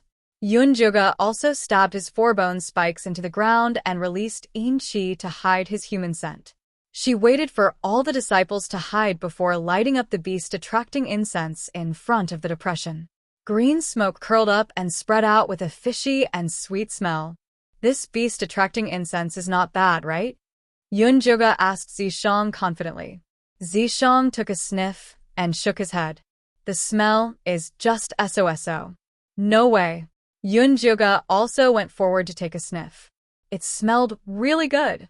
Although it was her first time lighting it, in theory, it shouldn't be a problem to attract beasts. Chapter 329. I'm far inferior to you. When I smell your fragrance, let alone 2 miles, I'll even run 2,000 miles to come over. Zishang's eyes curved, and his smile rippled. Damn, he was comparing her to a mother beast. If I can get you to scram 2,000 miles away, I'll be even happier. Yunjuga wished he could stuff the beast attracting incense into Zishang's nostrils. Be serious. The armored crocodiles are coming. Zishang immediately changed the topic. A shadow appeared in the distance. Many armored crocodiles were ready to seek a mate. When they were close enough, Yunjuga threw the beast attracting incense into the small depression. Those armored crocodiles that were faster than the others rushed into the small depression without any regard for their own safety. The muddy water at the front was relatively thin, but the deeper they went, the more solid it became. Soon, the armored crocodiles could no longer swim. However, the armored crocodiles behind them continued to push forward, trampling the armored crocodiles in front of them. Seeing more and more armored crocodiles appear in the small depression, the Lu sisters, Little Fatty, and the others all became nervous. Much better. Why aren't you moving? Fatty lowered his voice and asked the Lu sisters. There were at least 80 armored crocodiles that had entered the marsh. Wait a little longer. Lu Tianer stared at Yunjuga's back. Yunjuga waited until 100 armored crocodiles entered the small depression before giving the order to attack. The Lu sisters and Little Fatty immediately led the disciples and chanted the corpse-controlling incantation towards the small depression. Although the corpse control curse could guide the disciples' thoughts to attack the armored crocodile, whether or not it would succeed depended on the contest of consciousness. With the current cultivation of a low-level disciple, it was impossible for him to control an armored crocodile on his own. However, they were in groups of 10, and they were fighting the armored crocodiles one after another, and the results were gradually showing. After being attacked by the corpse control curse, the armored crocodiles had a splitting headache. They desperately tried to escape, but unfortunately, they were firmly trapped in the mud. Lil Bing, stop the ones behind us. Yun Joga pointed at the 40 or so armored crocodiles crawling behind them. The depression in front had already been filled up by the armored crocodiles, so the armored crocodiles that came later could directly climb over the small depression. Ice Heart Lotus controlled the frostbone spikes to seal off the path of the armored crocodiles. The other disciples also hurriedly used their frost-in energy palms to assist. The movement of the 40 armored crocodiles immediately slowed down. Aren't you going to try using the corpse control curse on them? Zishang asked Yunjuga. My corpse control spell doesn't work either. Even though Yunjuga had learned the spell, she had never used it on a dead body, so she was not confident. Killing the fish with brute force was more suitable for her. You're someone with a 1,000-year-old corpse. How can you not do it? Zishang placed his palm on Yunjuga's back and said, close your eyes and try it. You will discover a different world. All right. Yunjuga trusted Zishang. She closed her eyes and started chanting the corpse control incantation. Incantations came out of her mouth one after another. At first, she was a little jerky, but very quickly, a mysterious power came from Zishang's palm and entered her body. The scene before her turned white. The armored crocodiles were very conspicuous against the white background, like little black dots. The black light from the corpse control spell circled around them like big sharks looking for prey. Yunjoga subconsciously used the corpse control incantation to attack the little black dots. Pu, Pu, Pu. One by one, the black dots were destroyed by her. It felt like she had become a god, controlling the life and death of ants. She was even somewhat infatuated with this power. Her attacks became faster and faster. Soon, all the black dots were killed by her, but she was still not satisfied. However, Zishang had already retracted his power. Her divine sense had also returned to her body. Yunjoga slowly opened her eyes and saw the corpses of the armored crocodiles in front of her, as well as Ice Heart Lotus' shocked face. The disciples behind her were also looking at her as if she was a monster. Back at the Human Face Mountain, Yunjoga had killed the Han brothers in one move. Although it had shocked them, everyone had attributed it to her awesome bone spurs and powerful skills. But now, Yunjoga did not use any external power. She only closed her eyes and chanted the corpse control incantation a few times and killed the 40 armored crocodiles outside the depression. This was simply a miracle. Yunjoga was also shocked by the scene she had created. Originally, she had only planned to use the bone spurs to attack and kill as many as she could. She really did not expect to cause such a scene. Do you see this? This is the true essence of the in-corpse sex cultivation method. If you can successfully understand it, it will become your ultimate weapon in the future. Zishang had put in a lot of effort. He had spent a lot of effort to lure Yunjoga into the in-corpse sect, but she resisted the cultivation method here. She only wanted to cure the poison and leave. It was such a waste. Therefore, he deliberately used this move to shock Yunjoga. He hoped that she could discover the true essence of the in-corpse sex cultivation method and focus on learning the in-ghost corpse control technique. I don't know what will happen in the future. I only know that if you do this, the in-corpse sect will definitely use me as a great weapon to get rid of. When Yunjoga thought of the bloody storm that would happen next, she really wanted to beat Zishang to death. We'll talk about it when the time comes. Ever since Zishang discovered the secret of the Human Face Mountain, he changed his plan. He did not want Yunjoga to keep a low profile anymore. He had enough of being invisible around Yunjoga. He wanted to leave the mountain and cause trouble. He wanted to announce to everyone in the in-corpse sect that Yunjoga was his. All right, whatever you say. Yunjoga did not care anymore. Even if the sky collapsed, Zishang would hold it up. Senior Yunjo, what do we do with these armored crocodiles? Ice Heart Lotus walked over carefully and looked at Yunjoga as if she was looking at a god. Just put them in a storage bag. Yunjoga pulled himself together and said. After this batch, there were still 5 more batches. Now was not the time to relax. Ice Heart Lotus led the disciples to store the 40 or so armored crocodiles. Many of the armored crocodiles in the small depression were also killed. However, there were still many left. With the Lu sisters and Little Fatty's speed, there was still time to kill. Yun Juga led Ice Heart Lotus and the other disciples to attack the armored crocodiles. Injuries would also weaken their soul power. They worked until the sky turned dark.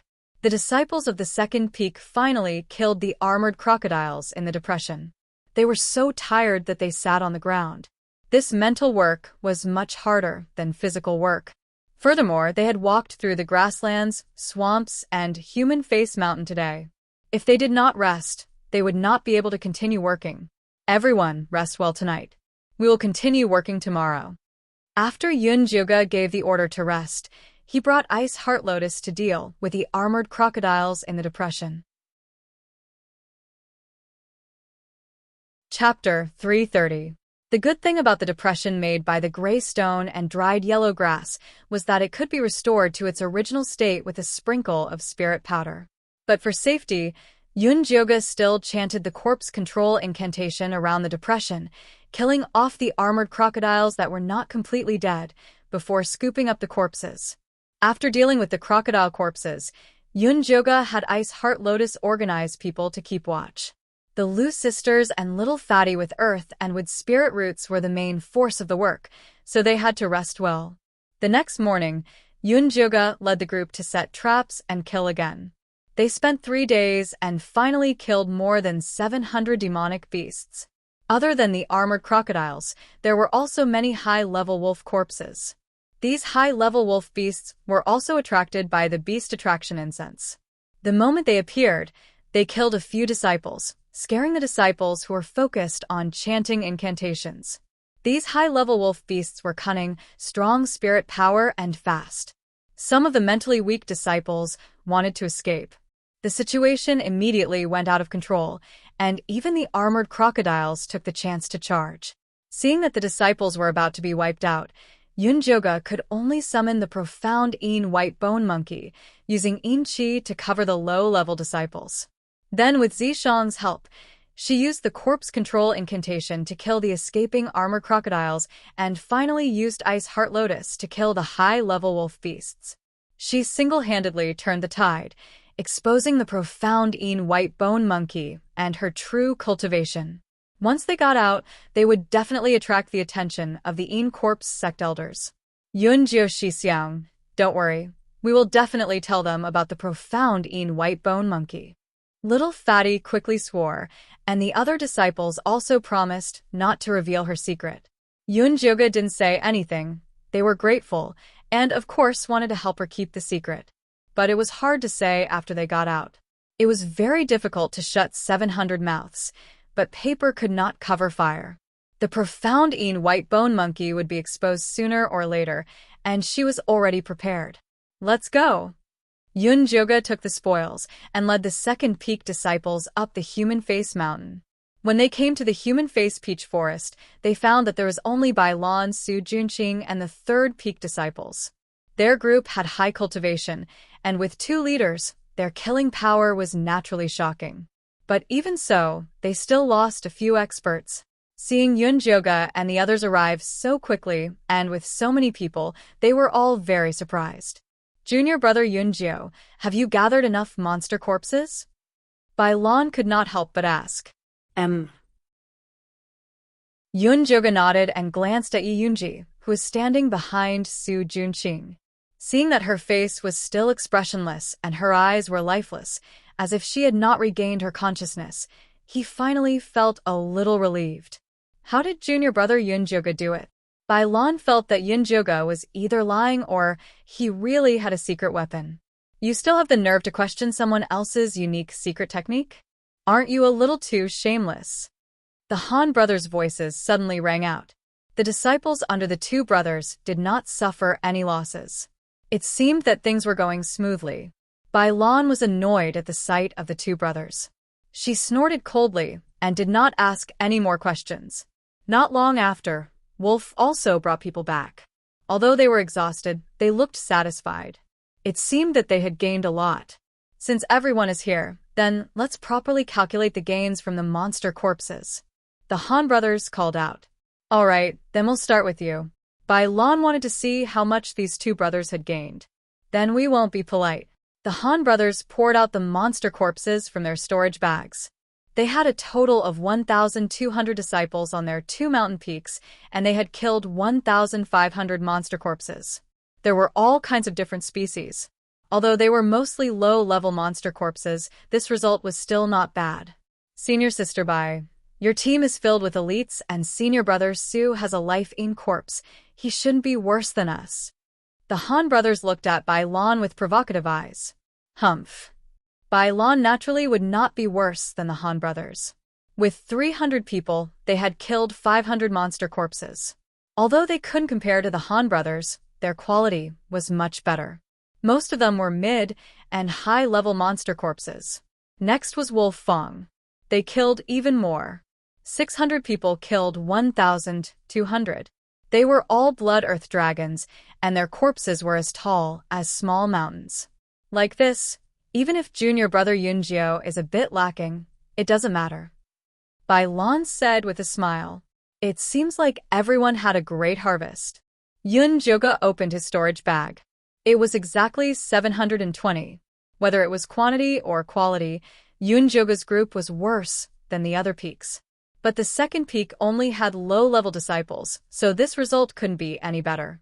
But although Wolf Fong and the Han brothers were surprised, they had made up their minds to be good friends with Yun Joga, so they didn't ask anything. Hurry up and ripen the human-faced peaches. Su Junqing couldn't help saying this. He couldn't wait any longer. All right, then let's hurry up and finish this matter. The Han brothers were also in a hurry to leave this damn place. They arranged for the disciples to throw the monster corpses into the peach forest. They bumped into many human-faced peaches along the way, but they all fell to the ground and ripened after swallowing the monster corpses. The Han brothers and Bai Lan's eyes were filled with envy. They had thought that they wouldn't be able to complete the sect's mission, but they never thought that there would be this many. If they brought these human-faced peaches back, they would definitely be rewarded by the sect. Yun Joga stood at the side, pretending to look at the peach forest, but she was actually sneaking glances at Su Junqing and Yi Yunji. She had originally planned to kill Su Junqing in the little dungeon, but Zishang had suddenly slipped away. She didn't dare to act rashly alone. Now that Zishang had finally returned, he was busy collecting the demonic beasts to ripen the human-faced peaches. Seeing that the human-faced peaches were about to ripen, it would be even more difficult to find a chance to deal with Su Junqing. Don't be anxious. Zishang saw Yun Joga's thoughts and placed a storage bag in her hand. What is this? Yun Joga asked curiously. A good thing that can open up the treasures. Follow me, Zishang said as he led Yun Joga out of the peach forest. At this time, the disciples were busy throwing the monster corpses. Wolf Fong, the Han brothers Bai Lan and Su Junqing stared at the ripe human-faced peaches on the ground while keeping their eyes on their opponents.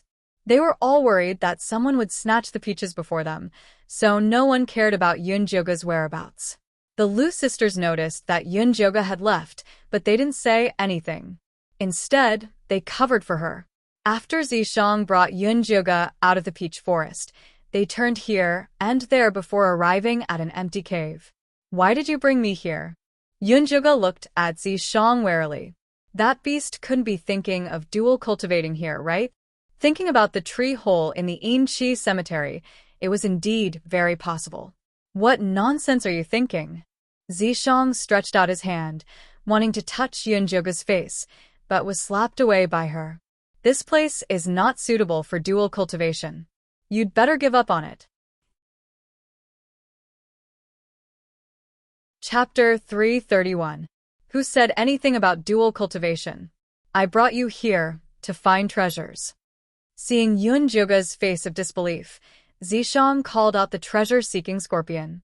The scorpion wiggled its fat body out of the sack on Yun Joga's body. It asked Zishang naively, "What orders does the king have?" "Tell your master what treasures are here," Zishang said to the scorpion. "Yes." The scorpion landed on the ground and circled around the cave a few times. Finally, it said doubtfully, "How come I don't smell treasures? What else do you have to say?" Yunjuga looked at Zishang with disdain, thinking that he had exposed his plot. "Smell again." Zishang condensed a purple light on his finger and shot out a small hole in the ground. The scorpion crawled over and immediately waved its pincers excitedly. "Treasures. It really is treasures." I was right. Zishang was very satisfied with the scorpion's performance.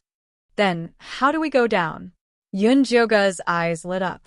It couldn't wait to find a secret passage in the cave. "Follow me." Zishang grabbed Yunjuga's hand and stomped his foot. With a rumbling sound, a large hole appeared in the ground. Yunjuga and Zishang fell in a straight line. The wind blew past her ears, blowing her hair into a straight line. The treasure-seeking scorpion quickly grabbed Yunjuga's sleeve and landed safely with her. "Can you tell me in advance next time?" Yunjuga's hair fell down, but her heart was still in her throat.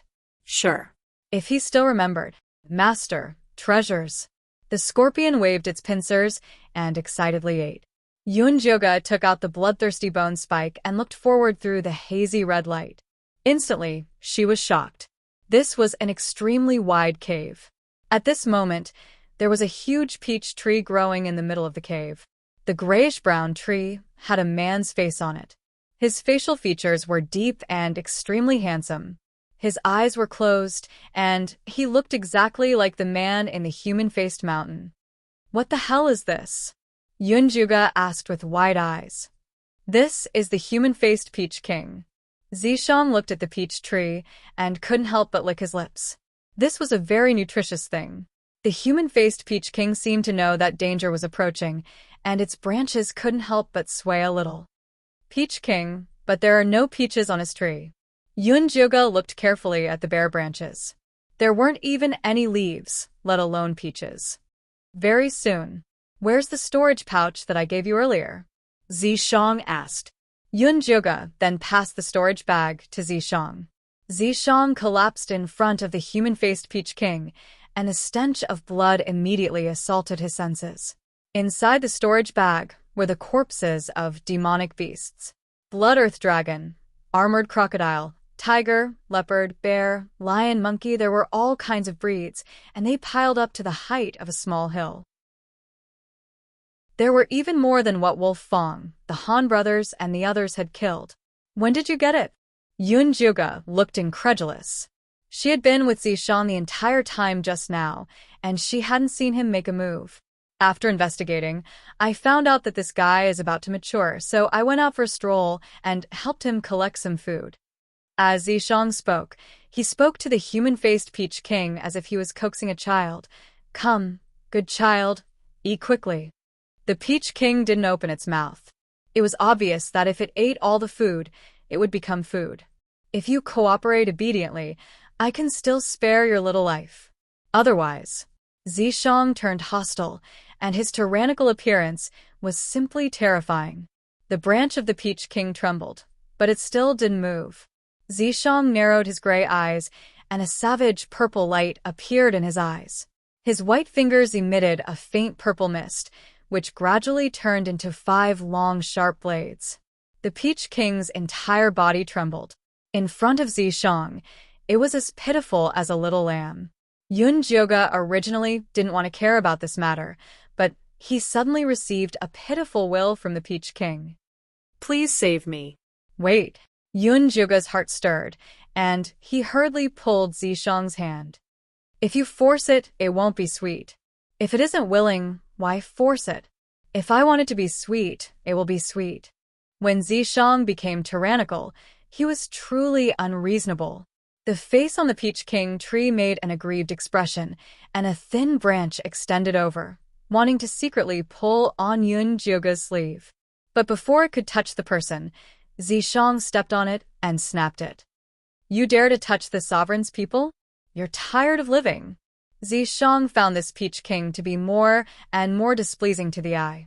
Yunjuga, on the other hand, felt that this Peach King was quite intelligent, so he continued to persuade Zishang. In this day and age, Fair trade is very important. If you want it to bear fruits for you to eat, then give it something in exchange. Only by negotiating properly could they achieve a win-win situation. When the Peach King heard Yunjoga's words, it raised one of its branches and nodded repeatedly. Fine. This sovereign will listen to your conditions. Zishang had been tyrannical for so many years, but this was the first time he saw food that dared to bargain with him. He also wanted to see what benefits this damned peach had. Save me. The Peach King immediately transmitted a powerful will to Yunjoga. Yunjoga's mind buzzed, and the scene before his eyes changed. It was still a dark, wide cave, but the human-faced Peach King in front of him was a short tree. On it was the face of a young and adorable boy. It was the spiritual energy source of this small secret realm, and it had spent countless lonely years in this cave. One day, it tried to stretch out its branches and grow upwards, then spread its branches and leaves all over the barren mountain peak. The branches and leaves slowly grew, turning into a lush peach garden. The human-faced peaches there all had the faces of beautiful boys, and they looked at the strange yet beautiful world in front of them with large, confused eyes. Until one day, this small secret realm was discovered by a group of humans. They were greedy and vicious. They attacked its branches and even wanted to find its source and take it away. In a fit of rage, it attacked them, killing many of them. Because it had used up a lot of spiritual energy, it subconsciously absorbed the corpses as nutrients. Very soon, some of the peaches fell to the ground after absorbing too much nutrients and were taken away by the humans. From then on, a nightmare descended. Every year, thousands of humans would come to attack it. After it retaliated, it absorbed the corpses to increase its nutrients, and then the ripe peaches were taken away. Just like that, the humans used it as a flesh and blood medium, feeding it with human lives and then taking away its fruits. Day after day, after its branches absorbed large amounts of blood chi, it also became greedy and vicious, affecting its source. It was forced to grow quickly, and the day it matured would be the day and this small secret realm would be destroyed. It wanted to escape this tragic fate and continue to protect this small secret realm as it grew. Yunjoga could feel the pain of the human-faced Peach King, and she couldn't help but shed tears for it.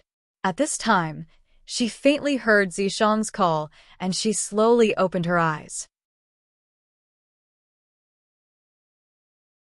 Chapter 332. Jyoga, are you alright? Zishang looked at Yunjoga nervously. Not far away, the pitiful human-faced Peach King had already had all its branches chopped off by the enraged Zishang. All that was left was a bare trunk. The handsome man's face was scrunched up, looking incomparably miserable. That despicable Peach King dared to plot against you. Just wait for me to kill him for you. Ever since Yunjoga had almost lost her life because of Siyue, Zishang had become extremely sensitive to such things. He would not let go of anything that could harm Yunjoga. Don't, it's actually very pitiful. Yunjoga hurriedly pulled Zishang's hand. The pitiful Peach King was originally innocent and naive. As long as it continued to grow in this small secret realm, it would transform into a human form and obtain great abilities. Later, it was fed into a bloody peach by the Encorpse sect. When it matured, it would become the king of slaughter and destroy the entire small secret realm. I don't care if it dies. Even if this small secret realm was destroyed, he could still bring Yunjoga away. There are so many Encorpse sect disciples up there. If they all die, and only I survive, how can I stay in the Encorpse sect? Yunjoga knew that Zishang really wanted her to learn the Encorpse bone controlling technique. He would not want her to give up halfway. As expected, Zishang hesitated, then reluctantly said, "Fine. Tell him that as long as he gives the Jasper Spirit Peach to me, I can help him separate the bloody evil energy." "What method do you have?" Yunjoga asked. "It won't be dangerous, right? You don't have to worry about that." This was a long story, and Zishang was too lazy to explain it. Fine. Yunjoga gave up and turned to the human-faced Peach King. "Peach King, you heard it too. He is willing to help you separate the bloody evil energy in exchange for your peaches. Why did it sound a little strange to say such words to a handsome man's face? The human-faced Peach King twisted its brown vine and transmitted a clear consciousness. I don't trust him, I trust you. I can't help you separate the bloody, evil energy. Yun-Joga knew that the human-faced Peach King wanted her to be his guarantor, but she did not want to do such a troublesome thing with no benefits. This is for you. The human-faced Peach King's brown vine retracted back into the tree trunk and dug around. Finally, it pulled out a green crystal and handed it to Yun-Joga. That crystal was only the size of a thumb. It was sparkling and translucent. Damn it, anyone who is shone upon by its light would feel comfortable. Yun-Joga instinctively felt that eating this crystal would be beneficial to her, so she couldn't help but look at Zishang. This is a wood spirit. After eating it, you'll be able to communicate with all the plants in the world. Although Zishang was not happy with the human-faced Peach King's actions of currying favor with Yun-Joga, he had to admit that this wood spirit was very beneficial to Yun-Joga. I didn't do anything to deserve it. Yun-Joga was in a difficult position. Zishang was the one who did all the work, so she was too embarrassed to accept it. All that matters is that I have contributed. Zishang took the wood spirit and stuffed it into Yun-Joga's mouth. Yun-Joga felt the wood spirit melt in her mouth and a powerful aura filled with vitality wrapped around her body. Then, 2 small tender leaves that looked like bean sprouts appeared on her arm. The veins on these 2 leaves were clear, and they were filled with wood spirit energy. Yun-Joga discovered that after these 2 tender leaves grew out, her lightning spirit root had gained a wood spirit root, becoming a wood lightning spirit root. The human-faced Peach King was very happy to see Yun-Joga's leaves. Many brown branches grew out of the bare tree trunk and pierced through the demonic beast corpses on the ground. The mountainous demonic beast corpses disappeared rapidly. The Peach King's grayish-brown skin was also gradually dyed with a layer of blood. Its handsome and perfect face became clearer and clearer, exuding a dense demonic aura. Yun-Joga thought of those savage human-faced peaches in the peach forest and immediately retreated 2 steps in alarm. It won't go berserk and kill people, right? How can it be called the Peach King if it doesn't kill people? You'd better stay away from it. Zishang shielded Yun-Joga behind him. Juga, even if I go berserk, I won't hurt you. A gentle male voice rang out in Yun-Joga's mind. It was the human-faced Peach King's voice. Previously, it could only communicate with Yun-Joga through its consciousness. But now, it could speak directly through the wood spirit. Although Yun-Joga believed that the human-faced Peach King wouldn't hurt her, her heart still trembled when she saw its terrifying appearance. There's still some time before it matures. Didn't you want to take care of Su Junqing? Let's go find him. Zishang grabbed Yun-Joga's hand and brought her back to the ground in a flash. At this time, the ground was already in chaos. The sinister-looking human-faced peaches suddenly landed on the ground and devoured the demonic beast corpses. Then, they ran to attack the En Corpse sect disciples. Although Wolf Fong, Bai Lan, Su Junqing, the Han brothers, and the others tried their best to resist, there were still quite a few disciples who fell. On the other hand, the Lu sisters, Ice Heart Lotus, and Little Fatty had been practicing their defense all this time. They huddled together and used their frigid En-Chi palms to help Ice Heart Lotus condense an ice wall, barely blocking the human-faced Peach's frenzied attacks. Everyone, come over here. Seeing this, Yun-Joga immediately took out her 4 bone spikes. The bewildering mist bone spike spat out a cloud of black mist, but there were green lines flashing within. The human-faced Peaches seemed to recognize her, and all avoided the black mist. Senior brother Yunjio is here. Everyone come quickly. The Lu sisters called out. Ice Heart Lotus immediately led the disciples and retreated towards Yun-Joga in an orderly manner. Seeing this, Bai Lan and the disciples of the 3rd peak also flocked towards Yun-Joga. Yun-Joga's black mist could not protect so many people. But even if he told Bai Lan, she would not listen. He had to think of a way. Wolf Fong, come over and help me erect the ice wall. Yun-Joga still felt that Wolf Fong was the most pleasing to the eye, so he decided to help him. All right. Wolf Fong immediately led the disciples to unleash a frigid Inchi palm, erecting a thick ice wall on Yun Jioga's left. Yun Jioga then pushed a bit of his black mist over, helping them erect their defenses. The Han brothers also followed suit and led the disciples to erect an ice wall on Yun Jioga's right. If Bai Lan wanted to get close to Yun Jioga, she would have to get past them first. She wisely gave up on fighting for a spot and led the disciples to erect an ice wall as well. Yun Jioga treated everyone equally and also sent some black mist over to her side. The human-faced peaches were blocked by the black mist, unable to devour the people of the Een Corpse sect. In the end, they actually started killing each other. When all the human-faced peaches had ripened, a thick blood-red vine suddenly burst out of the ground, shooting up into the sky.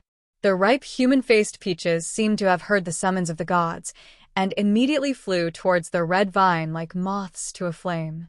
Peaches! Su Junqing panicked. He took out his triflower bone spike and caught a few human-faced peaches. "Hurry up and catch those peaches," Bai Lan shouted. Without enough human-faced peaches, the little secret realm would not be able to open. It was useless even if they managed to avoid this. Chapter 333. Go! Wolf Fong and the rest immediately withdrew their defenses and flew towards the human-faced peaches. Wolf Fong and the rest fought desperately for the human-faced peaches, stuffing them into their own storage pouches. But the human-faced peaches seemed to have gone mad. Even if they were cut into pieces, they would still charge towards the blood-red vines. As the red vines devoured the human-faced peaches, they sent out countless branches to attack the corpse sect disciples. Many of them were injured in an instant. Apart from the disciples of the second peak who were still able to defend, the others were all split up and scattered. Su Junqing also chased the human-faced peaches to a secluded corner. "Yunji, protect me." After giving the order, Su Junqing grabbed the human-faced peaches with all his might and stuffed them into his storage pouch under Yi Yunji's cover. He looked like he would rather die for the peaches. "Can we do it now?" Yun Jioga asked Zishang from the side. Her bone spikes were already thirsty. "There's no need for you to do it." Zishang shook his head. "We agreed to let me take revenge personally." Yun Jioga frowned. She would not be satisfied until she killed this scum with her own hands. "There's someone who hates him more than you." Zishang raised his chin, indicating for her to watch Yi Yunji. "Didn't you say that she was controlled by Su Junqing and could not resist?" Yun Jioga asked doubtfully. "We just need to get rid of the corpse-controlling curse on her." This was a good opportunity to let Yun Jioga know how important it was to control the corpse-controlling curse. How? Yun Jioga immediately got excited. "Get Yi Yunji over first." Zishang stomped his foot, and a huge crack appeared in the ground under Su Junqing's feet. "Yunji, save me." Su Junqing screamed and fell down in a straight line. Yi Yunji was just about to carry out Su Junqing's order when she was grabbed by a huge purple hand made of spiritual energy. With a whoosh, she was pulled in front of Yun Jioga. Yun Jioga had already taken out a small knife and was ready. The moment she saw Yi Yunji, she cut her right arm, revealing the treasure map. Yi Yunji stopped moving and exhaled a mouthful of cold air.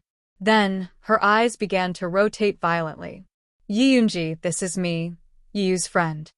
Yun Jioga waved his hand in front of her. "Yiyu, Yiyu." Yi Yunji muttered twice, as if she had recovered some of her memories. But very quickly, her face turned ferocious, and her red lips spat out 3 fierce words. "Kill, kill, kill." "It's useless." Yun Jioga was a bit disappointed. Yi Yunji was still driven by her obsession. How could she take revenge? "You need to remove the corpse control curse from her." Zishang placed his palm on Yun Jioga's back and said, "Open your eyes and take a look." Yun Jioga forcefully closed his eyes. He waited until a stream of hot air flashed between his brows before he slowly opened his eyes. Yi Yunji had already turned gray in front of her, and a blood-red chain was very obvious on her chest. "That's the corpse control curse that Su Junqing made for her." Zishang's voice rang in Yun Jioga's ears. He's only controlling her heart now, but when he advances in the future, he'll even control her heart, liver, spleen, stomach, and kidneys. She'll never be able to escape. What can I do to remove it? Yunjoga asked. Use an even stronger corpse control curse to destroy it. Try it. Zishang's palm on Yunjoga's back began to heat up. That was a sign that he was increasing his strength. Yunjoga only felt a violent force spreading from the center of her eyebrows, causing her body to heat up. Her mind went blank, and her mouth involuntarily chanted the corpse control curse. At first, it was En Corpse Sect, but as she chanted it, it changed. An extremely cryptic incantation, so distant that it seemed to have come from the primordial wilderness. When Zishang heard this incantation, he was instantly shocked and looked at Yunjoga in disbelief. There seemed to be a flame burning between her brows, and the phoenix feather flower was as dazzling as a phoenix that had ascended to nirvana. Red patterns spread from her forehead down. The bewitching face that had been deeply poisoned slowly faded. Her face was as white as jade, like a snowy mountain that was sealed in ice. Her black eyes were emotionless, like profound iron that had been buried for thousands of years. The color of her lips was extremely light, as if she had abandoned all emotions and desires, leaving only holiness.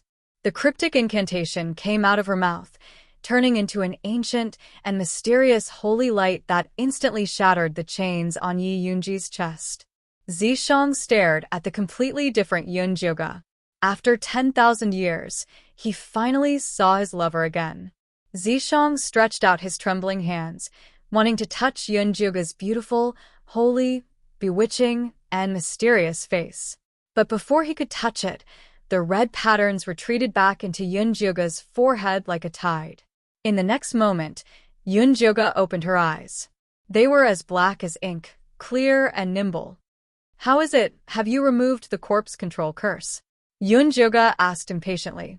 She didn't notice that she had changed into a completely different person and almost destroyed Zishang.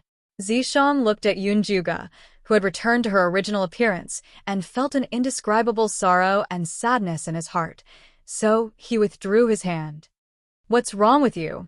Yunjoga was confused.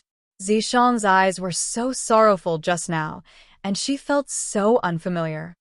It's nothing. Her corpse control curse has been removed. Call her again. Zishang quickly adjusted his expression and returned to his original appearance. Yunjoga didn't suspect anything and immediately turned to Yi Yunji and shouted, Yi Yunji. Yi Yunji's tightly shut black eyes suddenly opened, and her pupils shone with the painful light of awakening. She recalled everything that had happened in her life, and there seemed to be thousands of words in her heart, love, hate, and hatred, but they were stuck in her chest, unable to be spoken. In the end, they only turned into extremely shrill cries. Ah! The shrill cries of pain pierced through the sky, as if releasing all the pain and suffering she had gone through. The blood-red vines felt the negative energy and waved their branches even more wildly. The violent sound spread from the human face mountain to the entire small mystic realm, as if the entire world was trembling. Wolf Fong and the rest were all jolted to the ground, and could only use the bone spikes to stabilize their bodies. Su Junqing, quickly release your En corpses to collect the human-faced peaches. Bai Lan wanted to find help, but found that Su Junqing had already disappeared. At this time, Su Junqing had just fallen into the pitch-black cave, and the demonic flower bone spike was already circling around him. He cautiously climbed up from the ground and immediately released a fireball to illuminate the surroundings. Very quickly, he discovered the human-faced Peach King in the middle of the cave. That handsome and perfect face was completely red, and there was an enchanting peach fragrance coming from its body. That was a sign that it was about to ripen. Su Junqing instantly revealed a look of wild joy. Before entering the small mystic realm, he had looked up a lot of information about the human-faced peach, so he was very clear about the appearance of the human-faced Peach King. The peach tree in front of him that looked exactly like the human face mountain was undoubtedly the human-faced Peach King. Chapter 334. The heavens really are looking after me. Su Junqing let out a proud laugh. Once he picked this human-faced Peach King, not only would he be able to evolve Yi Yunji, he could also save some for his next corpse. This was killing two birds with one stone. The human-faced Peach King could feel a disgusting fishy smell coming from the person in front of it, just like those greedy humans. It waved its red vines at Su Junqing without any hesitation. Su Junqing immediately summoned the demonic flower bone thorn. Dark green flowers flew out, one protecting his head and the other two attacking the Peach King. The demonic flower bone thorn's strongest ability was to suck blood, but the Peach King did not have a single drop of blood on it. The two dark green flowers only managed to cut off a few branches of the Peach King before they were entangled by its vines. Su Junqing immediately became nervous. His bewitching technique could only be used on humans. It had no effect on the Peach King. If the demonic flower bone thorn was entangled, he would be useless. It would be great if Yi Yunji was here. Su Junqing immediately summoned Yi Yunji. He did not even think about how Yi Yunji could come in from 100 feet underground.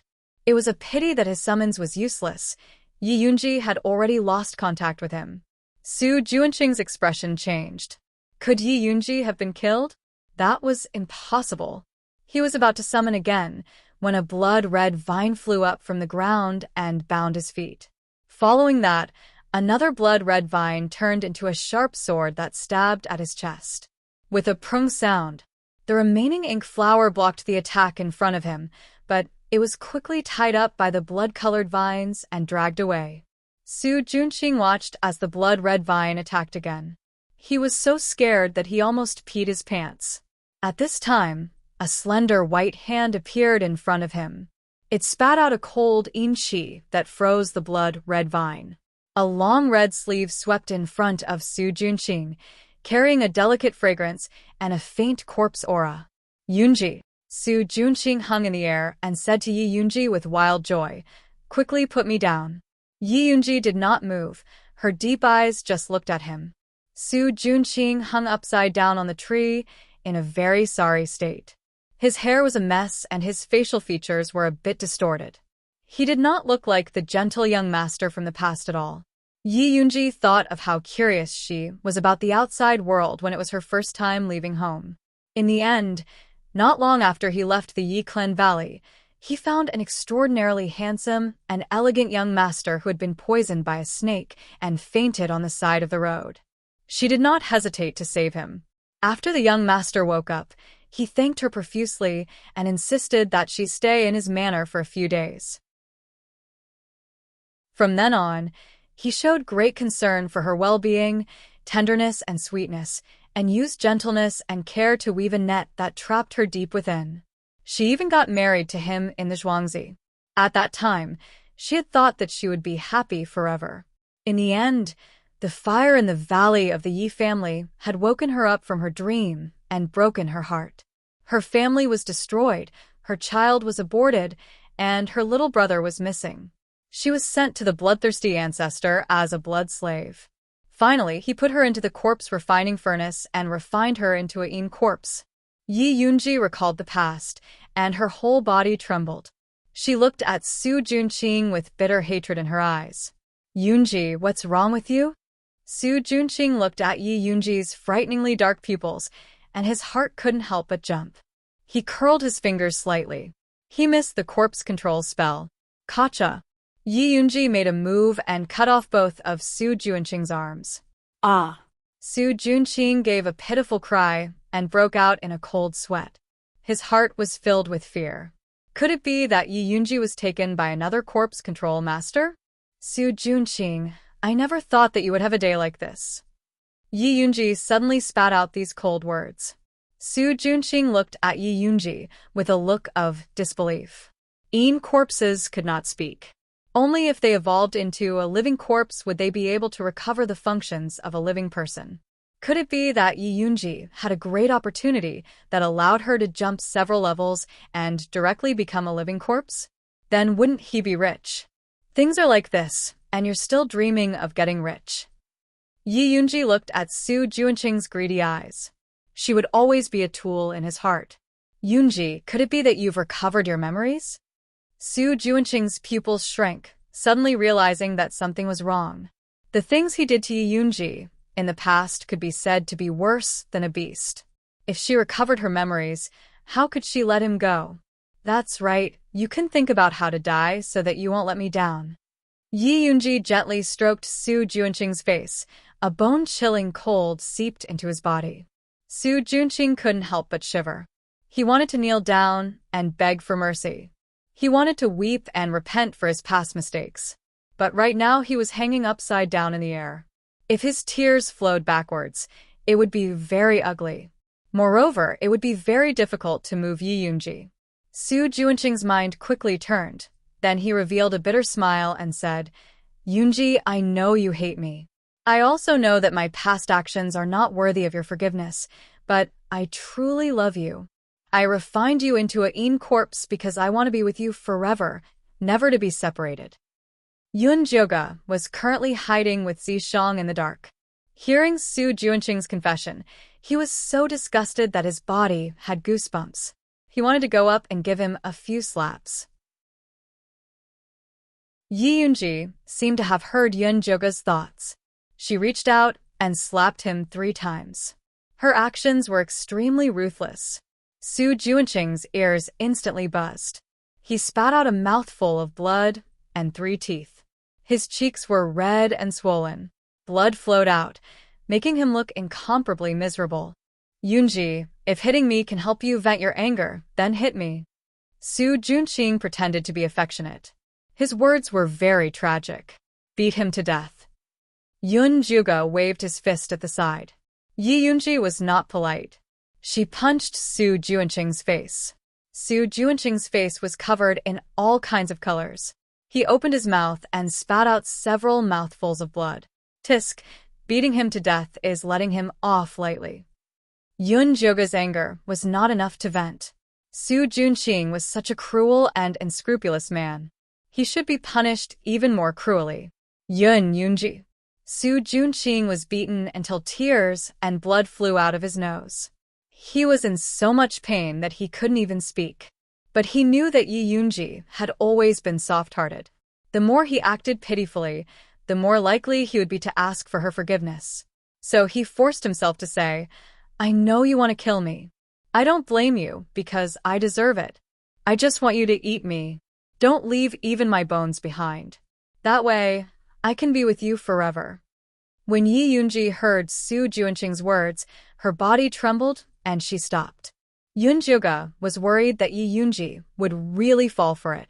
He was anxious and angry at the side. But Zishang held him down and did not let him go out. You filthy thing. Just looking at you makes me feel disgusted. You want me to eat you? Yi Yunji revealed a fierce smile. Then, she reached out and grabbed the top of Su Juanqing's head. She dug out his spirit root. Chapter 335. Ah! Su Juanqing screamed. Blood flowed from his head, and his body trembled in pain. This was not enough. Yi Yunji crippled Su Juanqing's dantian with a kick.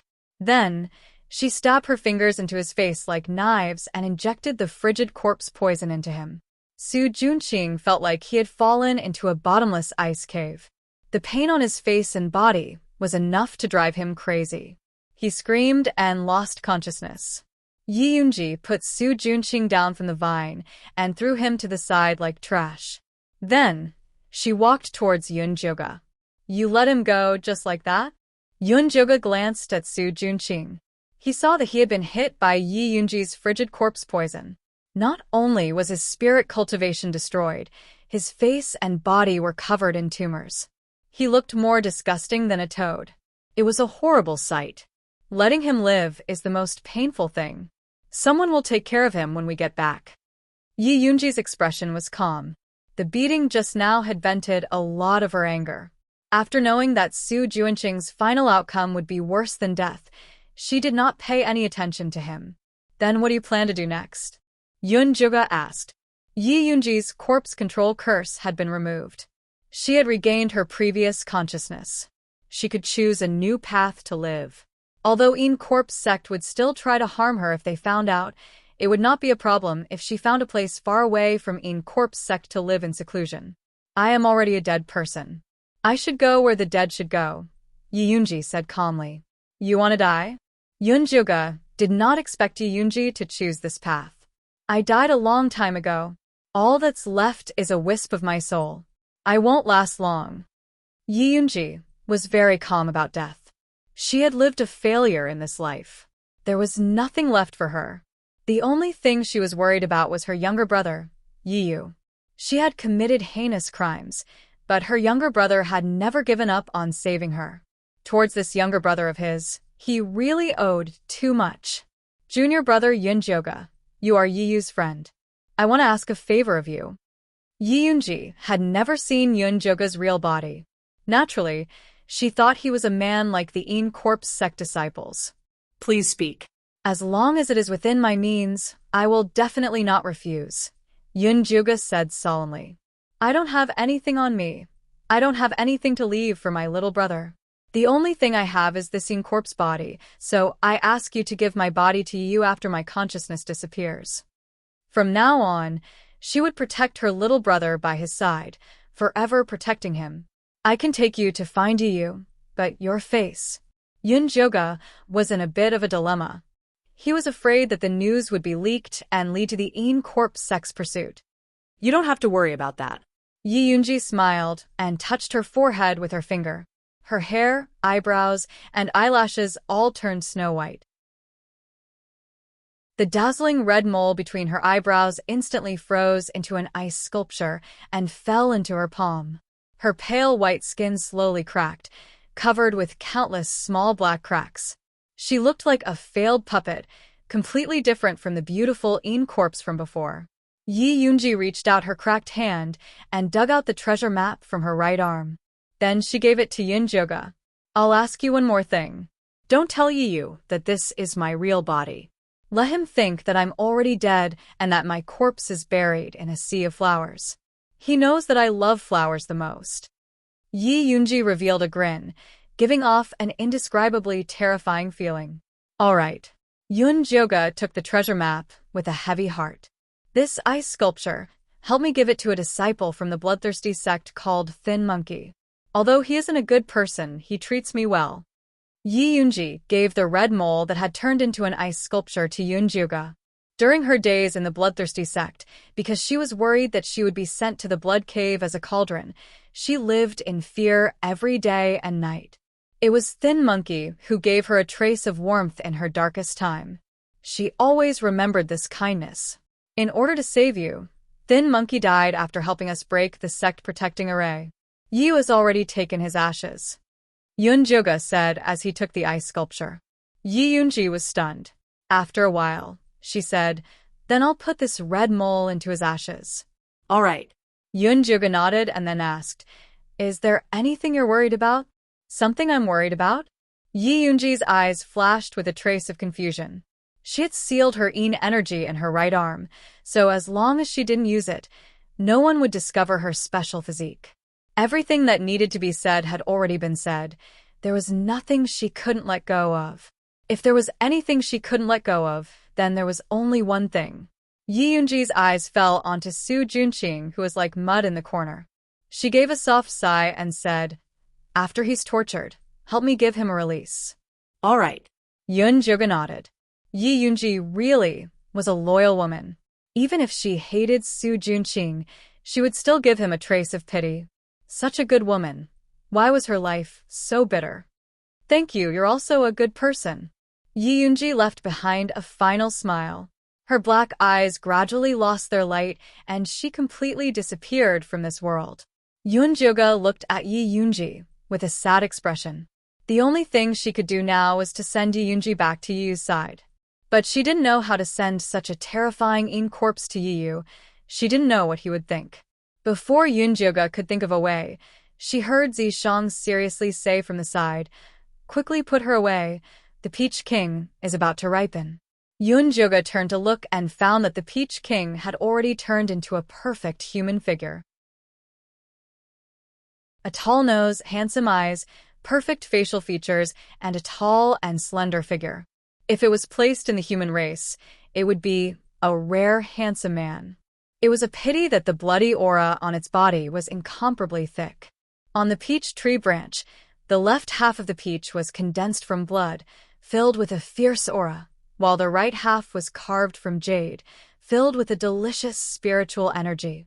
The two colors did not have a clear boundary, rather they were fighting for territory in the middle. Sometimes it was red, sometimes it was green. But in general, the green color was at a disadvantage. What do I need to do to help you? Yun Jioga quickly used Su Juanqing's corpse refining bag to put Yi Yunji away. Just watch from the side, Zishang said as he placed his palm on the Peach King's chest. Noodles, the bloody aura on the Peach King's body found an outlet, and it was like a river bursting its banks, surging towards Zishang. The camouflage on Zishang's body was instantly destroyed. His long silver-gray hair became the white of moonlight, and a purple horn grew out of his head. His eyes became purple with vertical pupils, and his two long legs turned back into the shape of a snake, coiling tightly on the ground. The stench of blood was like a raging sea crashing onto his body, forcing him to retreat little by little. The entire underground cave was shaking, and countless rocks fell from the sky, as if it would collapse at any time. Chapter 336. Yun Jioga looked at Zishang nervously. She had received the consciousness of the human-faced Peach King before, so she knew that it was extremely painful when the bloodthirsty aura wreaked havoc in one's body. It could even drive one crazy. The human-faced Peach King could even distribute the pain to the branches of the peach forest. Zishang could only bear it alone, and it was even more painful. Although the human-faced Peach King and the secret realm were pitiful, Zishang was much more important to Yun Jioga than them. I'm fine.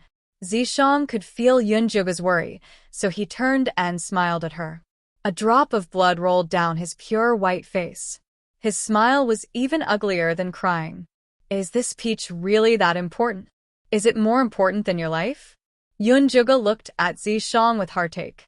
His handsome and devilish face was covered in sweat. Even the scales on his tail had turned red. Strands of bloody aura emanated from his body. It was the bloodthirsty aura that was attacking crazily. No matter how strong its demonic body was, it could not endure such torture. Yet, the human-faced Peach King stood there as if nothing had happened. What are you standing there for? If you don't think of a way to help him, we're all finished. Yun Jioga shouted angrily at the human-faced Peach King. After hearing Yun Jioga's words, the human-faced Peach King unwillingly spread its arms, spreading the bloodthirsty aura throughout the secret realm. Zishang's burden was relieved, and he immediately absorbed the aura. Very soon, the bloodthirsty aura on the human-faced Peach King's body disappeared completely.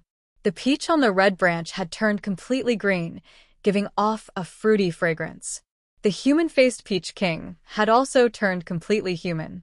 He had a head of light green hair, a tall and slender figure, and a grass skirt wrapped around his waist. His facial features were perfect, and he had a pair of green eyes. The pupils were the shape of two tender leaves, very similar to the leaves growing from Yun Jioga's arms. Why doesn't this peach have a human face? Yun Jioga did not pay attention to how perfect the human-faced Peach King was. What she was concerned about was that the peach that Zishang wanted so desperately looked different from the human-faced peach above. Those human-faced peaches are my branches. This is the real Jasper Spirit Peach that was cultivated from the secret realm's Ling Qi. The human-faced Peach King reached out and plucked the Jasper Spirit Peach, then handed it to Yun Jioga. Yun Jioga did not take it. Instead, he looked at Zishang. After all, this was a treasure that he had risked his life to obtain.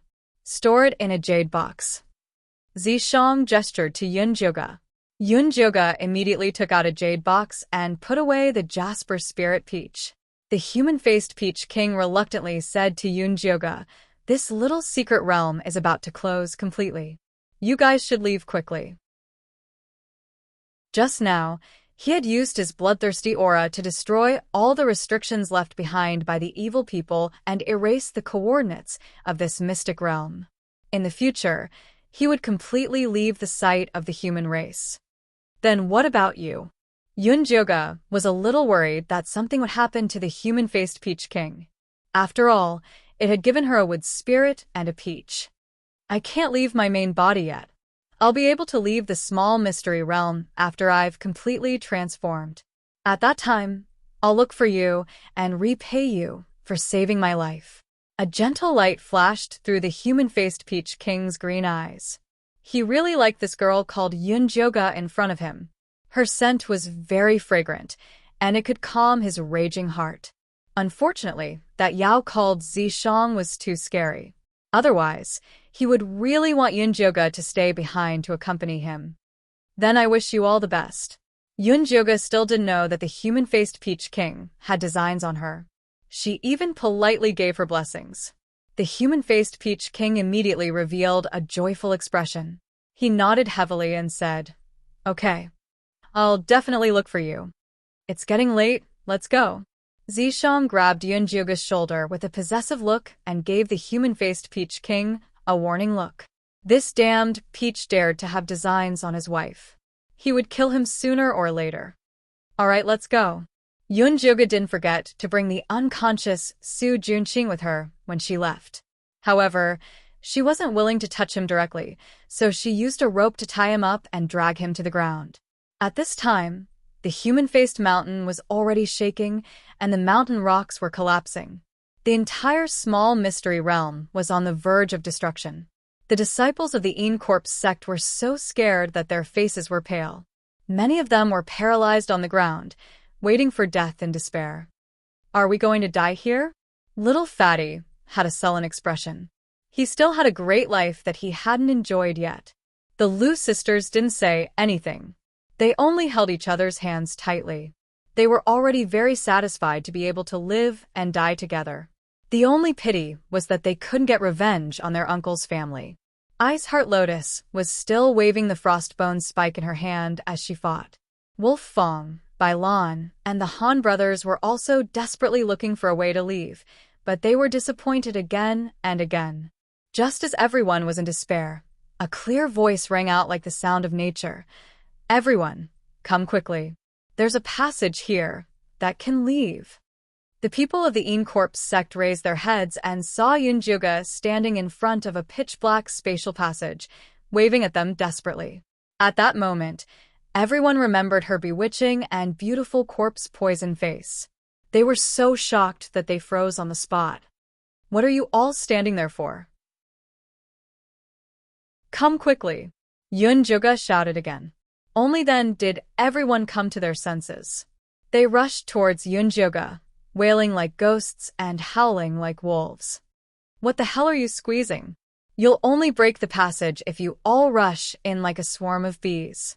One by one, the disciples of peak number 2 go in first, then peak number 1, peak number 3, peak number 4, peak number 5.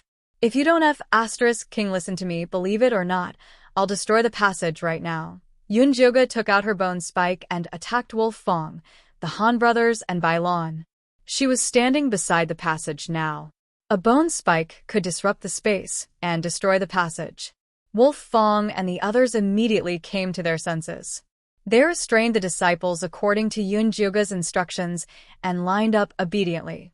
"Senior brother Yunjoga, aren't you leaving?" The Lu sisters asked. "You guys go first. I'll leave with senior sister Bai Lan and the others." Yunjoga's words made the unwilling Bai Lan shut up. Just like that, all the disciples of the Encorp sect entered the spatial passage in an orderly manner under Yunjoga's organization. The small mystic realm was completely closed. At that moment, Elder Whitebone and Elder Inkflower were drinking tea in the Inkflower Palace of the Encorp sect. Cho's son really left for a long time this time. He even missed the opening of the small mystic realm. Elder Inkflower was already 500 years old. However, she had eaten a face-halting pill when she was young, so she still looked like a 16-year-old girl. Her skin was white and tender, her eyes were thin and long, and there was a tear mole on her left cheek. Although her looks were not peerlessly beautiful, she had a particularly seductive aura. That's nothing. That woman, Siyue, was beaten half to death in the Thunder Nation. Her demon corpse was also crippled, but he still didn't come back. Elder Whitebone was a bald man with thick eyebrows and big eyes. He wore a black robe and a necklace made of a string of small skulls hung on his chest. I heard that Cho-sun encountered an ancient ruin outside. He's probably busy searching for treasures. Elder Ink Flower poured a cup of spirit tea for Elder Whitebone. I heard that too. However, as long as the curse on that guy isn't removed, he won't be able to advance, no matter how many treasures he has. Elder Whitebone took a sip of the spirit tea and gave Elder Ink Flower a piece of advice. Cho-sun has always been protective of his people. Be careful that he comes back to settle the score with you. Su Junqing and Siyue from the Ink Flower Peak had an unclear relationship. Now that Siyue was seriously injured and unconscious, Jin Yanwei from the Cho Peak had come to ask Su Junqing about the situation several times, but was rejected by Elder Ink Flower. When he returned, he would definitely complain to Cho Sr. We'll talk about it when the time comes. Elder Ink Flower smiled. Su Junqing was not exactly a plaything to her. If Cho-sun insisted that she hand him over, it was fine. Seeing this, Elder Whitebone did not say anything else. He picked up his teacup and took another sip of spirit tea. At that moment, a violent wave suddenly came from outside. The teacup in his hand fell to the ground and shattered into countless pieces. Chapter 337. Something happened to the little secret realm. Elder Whitebones' figure immediately disappeared from the spot. Elder Mo Hua also hurriedly followed. A violent ripple came from the entrance of the Great Barren Mountain, as if someone had forcefully torn open a crack in space. It's not time yet. Why would the little secret realm open? Elder Whitebones' expression was extremely ugly. This little secret realm was extremely important to the Een Corp sect, so the nascent soul old ancestors of the sect worked together to set up a restriction that could only be opened with their special tokens. Not good. The restriction of the little secret realm is starting to disappear, and the coordinates have also disappeared. Elder Mo Hua calculated, and his expression immediately changed. The restriction had disappeared, and the coordinates had disappeared. Even if the nascent soul old ancestors came, they would not be able to enter the little secret realm. Elder Whitebones' heart was also burning with anxiety, but the spatial distortion was so severe that he did not dare to barge in recklessly. At this time, the crack in the secret realm became larger and larger, and following that, a red aura spewed out, and countless Een Corp sect disciples were spat out. Wolf Fong. Bailon. Elder Whitebones and Elder Mo Hua immediately saw the disciples of their respective sections. Master. Wolf Fong and Bailon had just landed on the ground, and were still dizzy and nauseous. What's going on? Elder Mo Hua stepped forward and sent Bailon flying with a slap. After landing, Bailon knelt down reflexively and said hurriedly, Master, please don't be angry. This disciple also does not know what is going on. Elder Whitebones was much more lenient towards his own disciples. He first checked Wolf Fong's situation, and seeing that he was not injured, he asked, Where are the human-faced peaches? How many did you guys pick? Since they could not find the little secret realm, they should at least get their hands on the human-faced peaches first. Master, those human-faced peaches were all swallowed by a blood-red vine, and we only managed to pick a few, with great difficulty. Wolf Fong took out his storage bag and found that the human-faced peaches he had placed inside had disappeared without a trace, leaving only a handful of red powder. The Han brothers and the rest also hurriedly checked their own storage bags and found that the same thing was happening. Elder Whitebones frowned as he looked at the red powder and sent out a wave of divine sense to scan it. Elder Mo Hua also followed immediately. The divine sense of 2 golden core ancestors was not something that ordinary disciples could withstand. Many low-level disciples fainted due to the splitting headache, and the rest were covered in cold sweat with painful expressions on their faces. Yun Juga lowered her head and mingled with the crowd. With Shang by her side, the pressure of a golden core ancestor was really nothing. Bai Lan, tell me clearly, what exactly is going on? Elder Mo Hua's eyes swept across the area, and when he realized that there was no scent of the peaches, a furious expression appeared on his face. Master, after we entered the small mysterious realm, we found that the situation inside was very different from the information given by the sect. The demonic beasts became very ferocious and killed more than half of the disciples. Bai Lan quickly recounted everything that had happened, especially emphasizing that in order to complete the sect's mission, they had gone through all sorts of hardships to hunt demonic beasts, and even managed to ripen twice as many human-faced peaches as before. But in the end, they had all been swallowed up by a blood-colored vine. It's the human-faced peach king. A weak voice rang out. Elder Mo Hua could tell that it was Su Junqing's voice and threw out a light lock to pull him out. But before he could reach her, he was once again flung out viciously. Su Junqing landed on the ground with a thud. His body, which was already in intense pain, felt like it was falling apart. He struggled to get up from the ground, wanting to tell Elder Mo Hua about his encounter with the human-faced Peach King, as well as his experience of being betrayed by that bitch Yi Yunji.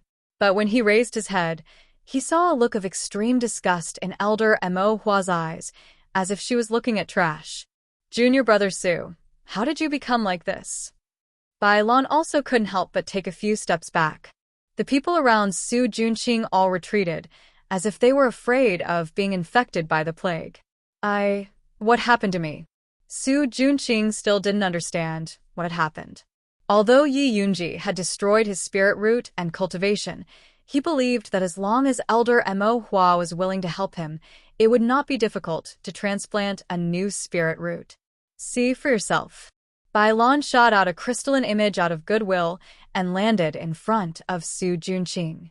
Su Junqing raised his head and saw that the crystalline image reflected a strange face covered in yellow-green pustules, which oozed with a foul stench.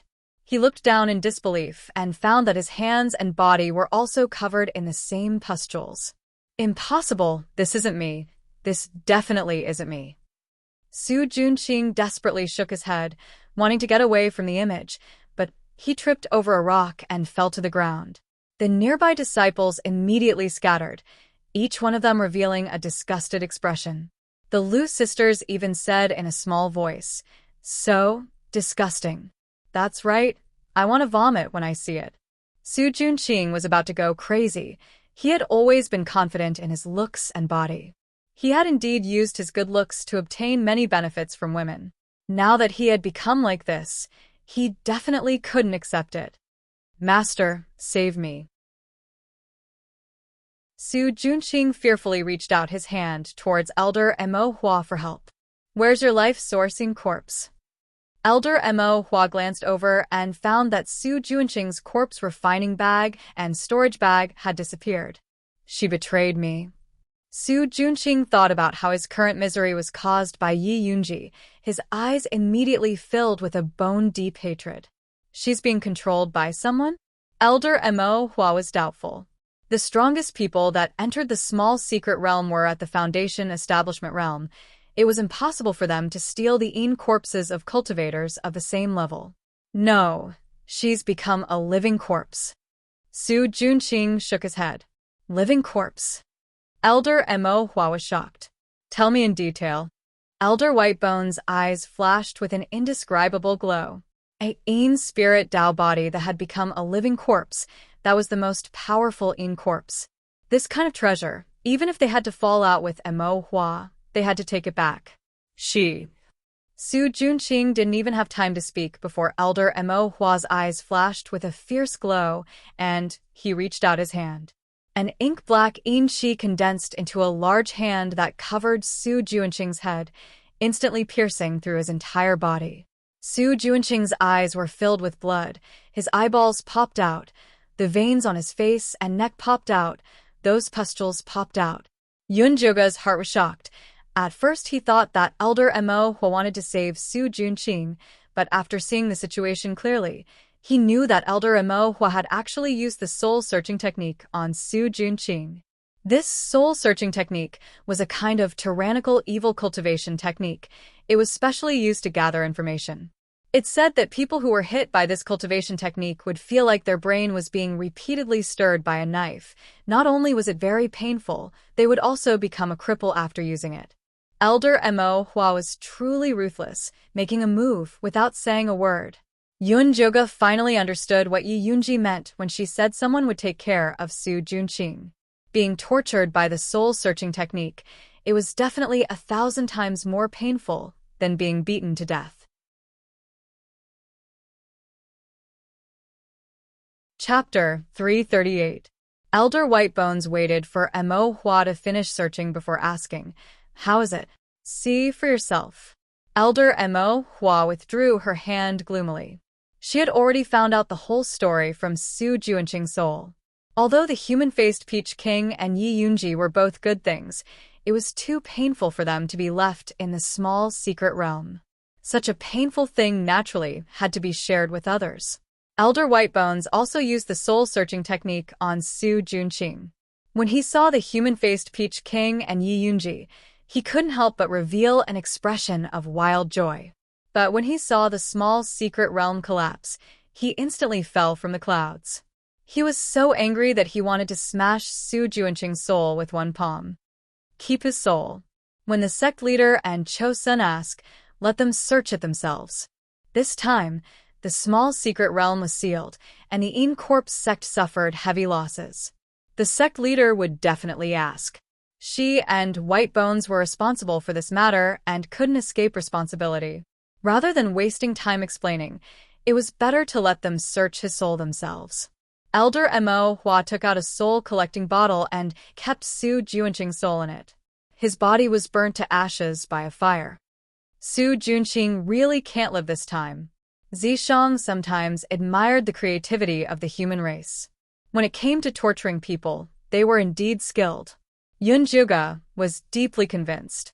Although Yi Yunji begged her to free Su Junqing after he was tortured, this was just the beginning. They would talk about it after he was tortured for a while.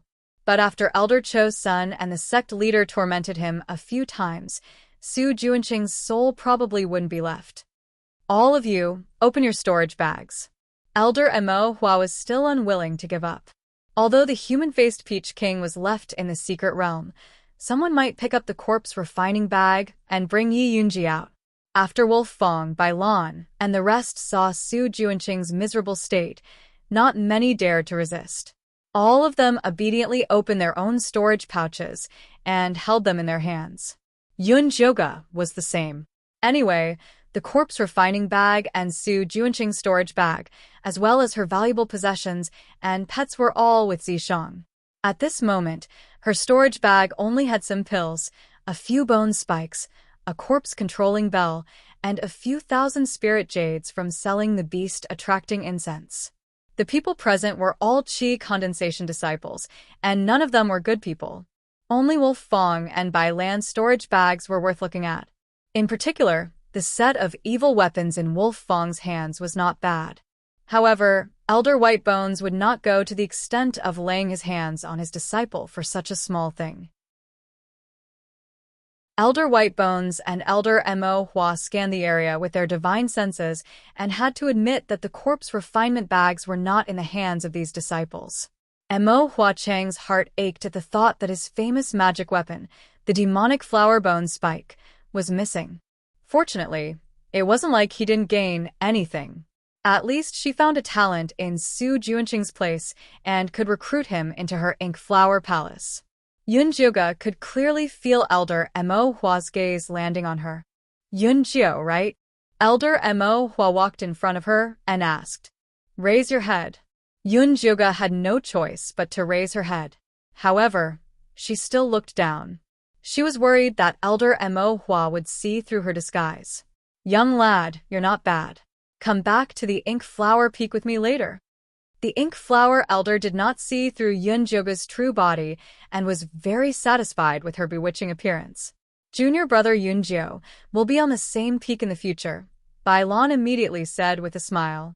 The other disciples all had complicated expressions. Some were envious, but most were sympathetic. Usually, inner sect disciples only accepted foundation establishment cultivators. No matter how strong one's connections were in the sect, one had to start as an outer sect disciple. The ink flower peak was naturally no exception. Elder Mo Hua had taken Yunjoga in as a boy toy in the beginning. When his cultivation level increased, he would then become a disciple. However, Elder Mo Hua had always been very good to her children. Just look at Su Junqing. Therefore, people who wanted to reach the heavens in one step would be envious of her. Yunjiu appreciates Elder's kindness. However, my cultivation level is still low. I want to stay in the outer sect to continue cultivating. Yunjoga rejected Elder Mo Hua's invitation without hesitation. Even a real man would not want to be the boy toy of an old witch, much less a fake man. Have you thought it through? Elder Mo Hua's deep voice was filled with pressure. Although she did not completely release the aura of a gold core ancestor, it was enough to make the Qi training stage disciples tremble. The Lu sisters and Ice Heart Lotus were worried for Yunjoga. They were afraid that Elder Mo Hua would kill her in a fit of anger. Although In Corp's sect forbade internal strife, that was only for normal disciples. To a gold core ancestor, killing a few outer sect disciples was as easy as killing a few chickens. Not only would the sect not pursue the responsibility of the gold core ancestor, it would also blame the outer sect disciples for being blind and offending the gold core ancestor. I have already thought it through. Yunjoga was neither servile nor overbearing. He did not care about Elder Mo Hua's anger at all. Good, very good. Elder Mo Hua laughed. She had been in In Corp's sect for so many years. This was the first time she had seen such a courageous youth.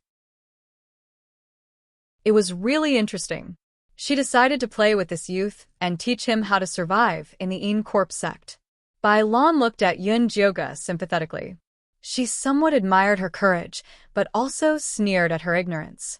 Offending a gold core ancestor was definitely fatal. If she obediently gave in now, she could still get more benefits. If she came back to beg after being tortured to the point of death, her value would drop greatly. Sigh, she was still too inexperienced.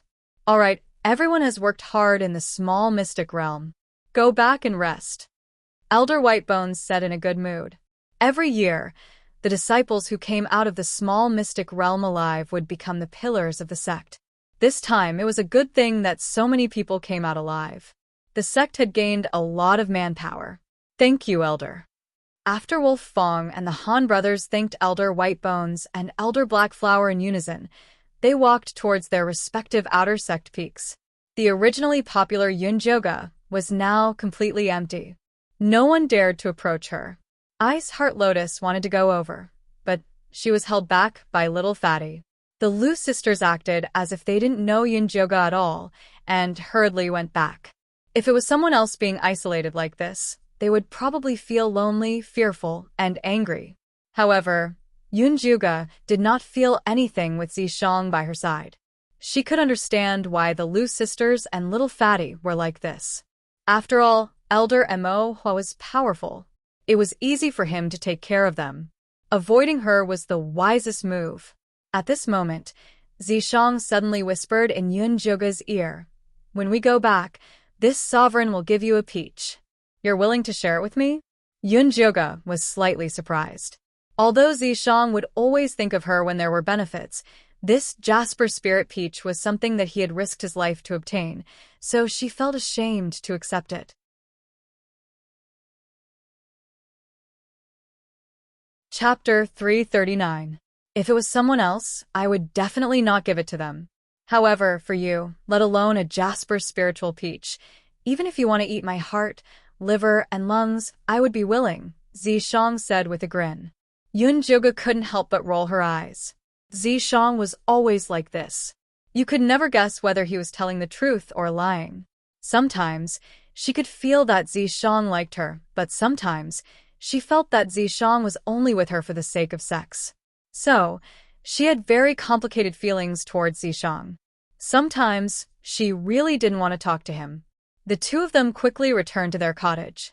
After Zishang quickly set up a formation, he took out the Jasper Spirit Peach and let Yunjoga eat it. Are you giving it all to me? Yun Joga asked hesitantly. Of course. Zishang risked his life to get this peach for her. This is too expensive. Yun Joga was a little hesitant. It's okay. After you eat it, let's do dual cultivation immediately. It'll be good for me too. Zishang said. Yun Joga was a little embarrassed at first, but after hearing Zishang's words, she immediately disappeared. In the end, he just wanted her to pay with her body. It'll be a waste not to eat it. Yun Joga picked up the Jasper Spirit Peach and ate it in big mouthfuls. To be honest, the taste of this Jasper Spirit Peach was too delicious. As soon as it entered her mouth, it turned into a stream of extremely pure spiritual energy that gently washed over her body. She felt as if she was soaking in warm spring water on a cold day. Her whole body felt comfortable. Zishang looked at Yun Joga gently, with a faint smile on his lips. It seemed that just watching Yun Joga eat was enough for him. After eating, let's do dual cultivation. Although Yun Joga was grateful to Zishang, she wasn't used to saying sweet words. After putting away the rest of the peach, she put on a business-like expression and prepared to start cultivating with Zishang. There's no rush. You've just eaten, take a rest first. Zishang, who was usually more anxious than anyone else, pulled Yun Joga's hand and lay down on the bed. Yun Joga also felt that it wasn't good to exercise immediately after eating, so she lay down with him and accidentally fell asleep. Zishang propped up his head with his elbow and carefully looked at Yun Joga. The demonic face that had been poisoned by the corpse poison was completely different from the pure and holy witch in his memory, but the smell on her body was so familiar. He planted a gentle kiss on Yun Joga's forehead and then slowly moved down, like a feather lightly brushing past. It was a grateful, intimate, and reassuring kiss. Yun Joga was in a daze, but he still responded to Zishang's kiss subconsciously. The two of them hugged and kissed intimately and naturally. They had intercourse after Yun Joga woke up. He felt very comfortable. The dual cultivation this time was especially gentle and harmonious, making her feel a sense of security. She did not know whether Zishang loved her or not, but it was true that he treated her well.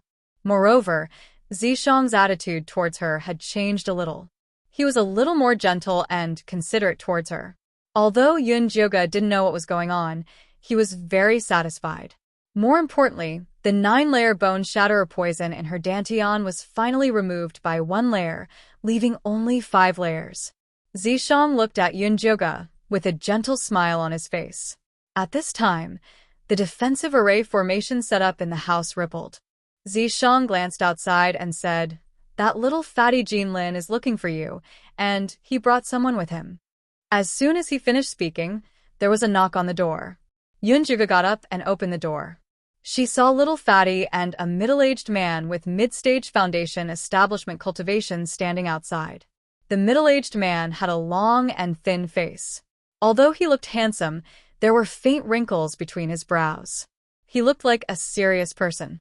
"Uncle, this is senior brother Yunjio. Thanks to him, I was able to come out of the small mystic realm alive." Little Fatty introduced them. "Senior brother Yunjio. This is my uncle, Jin Chuan." Disciple greets senior Jin Chuan. Yun Joga cupped his hands and bowed. Let's talk inside." Jin Chuan walked towards Yun Joga's house. He was obviously a powerful person. "Sorry, my uncle is a little impatient." Little Fatty smiled at Yun Joga sheepishly. "It's fine." No matter how unhappy Yun Joga was, she wouldn't give Little Fatty a hard time. Little Fatty saw that she looked calm and didn't seem to have a grudge. Then, he mustered up his courage and said, "Senior brother Yunjio, don't blame me and the Lu sisters for ignoring you just now. We really didn't dare to offend Elder Mo Hua. It's human nature to protect oneself. I understand that." Yun Joga nodded. Little Fatty and the Lu sisters had low cultivation levels. They couldn't even be crushed by a finger of Elder Mo Hua. It was ridiculous to expect them to stand up for him. When Jin Chuan heard Yun Joga's words, he frowned and said, "I think you're a reasonable person. Why would you reject Elder Mo Hua?" "Senior Jin Chuan, are you here to persuade Elder Mo Hua?" He didn't look like a pimp. Just now, Elder Mo Hua gave an order to the mission hall. He forbade the mission hall from giving you any missions. He also forbade the outer sect disciples from forming a team with you. Jin Chuan repeated Elder Mo Hua's order with a straight face. Senior brother Yunjiu, if you can't accept missions, you can't enter the Inchi cemetery to collect Inchi. If you can't collect Inchi, you can't refine pills and cultivate. How are you going to survive in the In Corpse sect? Little Fatty's face was full of worry. It was as if he was the one being forced. I have my ways. You don't have to worry about that. Yunjuga's plan was to leave the In Corpse sect to lie low. She would first send Yi Yunji's body to Yiyu. Then, she would return to Thunder Country to visit Mother Qing and the others. She had been away for half a year. She didn't know what was going on in Thunder Country. If she had the chance, she wanted to go to the 100,000 Mountains to find Luo Tian and Junie Chen. You want to leave the In Corpse sect to cultivate outside? Jin Chuan saw through Yunjuga's thoughts. Yes. Didn't they say that disciples in the 5th stage of weapon refining stage can go out to cultivate? This was a rule set by the sect leader. Even if Elder Mo Hua wanted to go against her, he couldn't openly oppose it. Otherwise, he would be embarrassing the sect leader.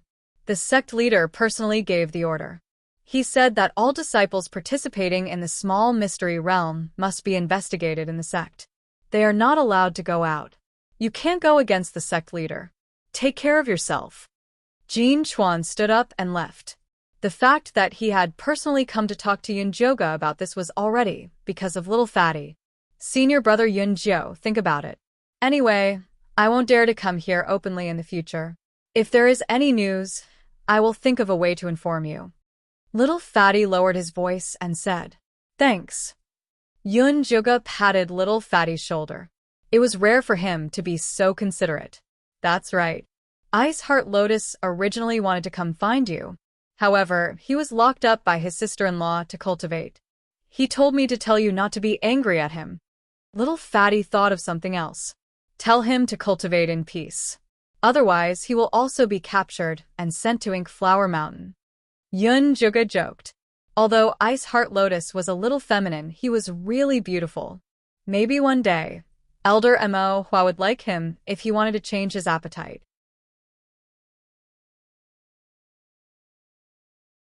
Chapter 340. I'll definitely help you pass on this message to him. Little Fatty saw that Yunjuga wasn't angry at the Ice Heart Lotus, so he happily left. Yunjuga sent Fatty off and had just returned to the house when someone knocked on the door again.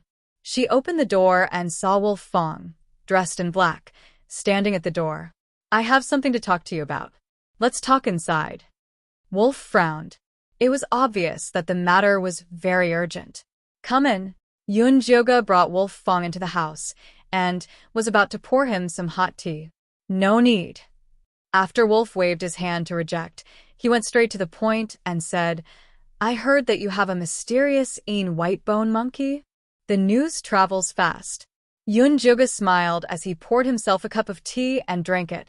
She knew that it was impossible for the disciples of Peak No. 2 to help her hide this matter, but she did not expect that they would betray her so quickly.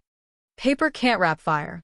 As the No. 1 outer sect disciple, Wolf Fong was not only famous in Peak 1, he also had some eyes on Peak 2. But this time, the informant told him about this matter because he wanted to beg him to save Yunjuga. The informant felt that Elder Whitebones was better than Elder Blackflower. At the very least, he would not let Yunjuga sleep with him. If it fell into Elder Mo Hua's hands, Yunjuga would lose both his life and his wealth. We'll see if we can't, Yunjuga said indifferently. You won't be able to keep the mysterious Whitebone. Why don't you offer it to my master and become his disciple? With me looking after the Whitebone Peak, your days won't be too difficult. Wolf Fong was truly concerned for Yunjuga. His master's nickname was Whitebone because he was especially knowledgeable about spirit bones. If he knew of the existence of the mystic Whitebone monkey, he would definitely snatch it back.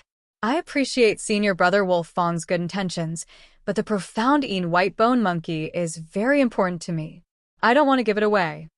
Yunjuga had raised the profound white bone monkey for so long, and he had feelings for it. How could he bear to give it away? Wolf looked at Yunjuga with disapproval. Seeing her determined expression, he hesitated for a moment before lowering his voice and saying, "If you don't want to go to White Bone Peak, why don't you try other places?" "Where?" Yunjuga raised his eyebrows and asked. Wolf dipped his finger in the tea and wrote the words Enemy Peak on the table. He had no choice. His master was determined to obtain the mystic white bone monkey. If he were to find out that he was actually encouraging Yunjuga to go somewhere else, he would definitely be beaten to death. It was only because Yunjuga had saved him several times that he took such a risk to persuade her. Elder Cho-san also wants the mystic white bone monkey. Yunjuga had never heard of Elder Cho-san's research on spirit bones. No, isn't his disciple, Siyue, seriously injured and unconscious? If you can help him wake her up, he should protect you.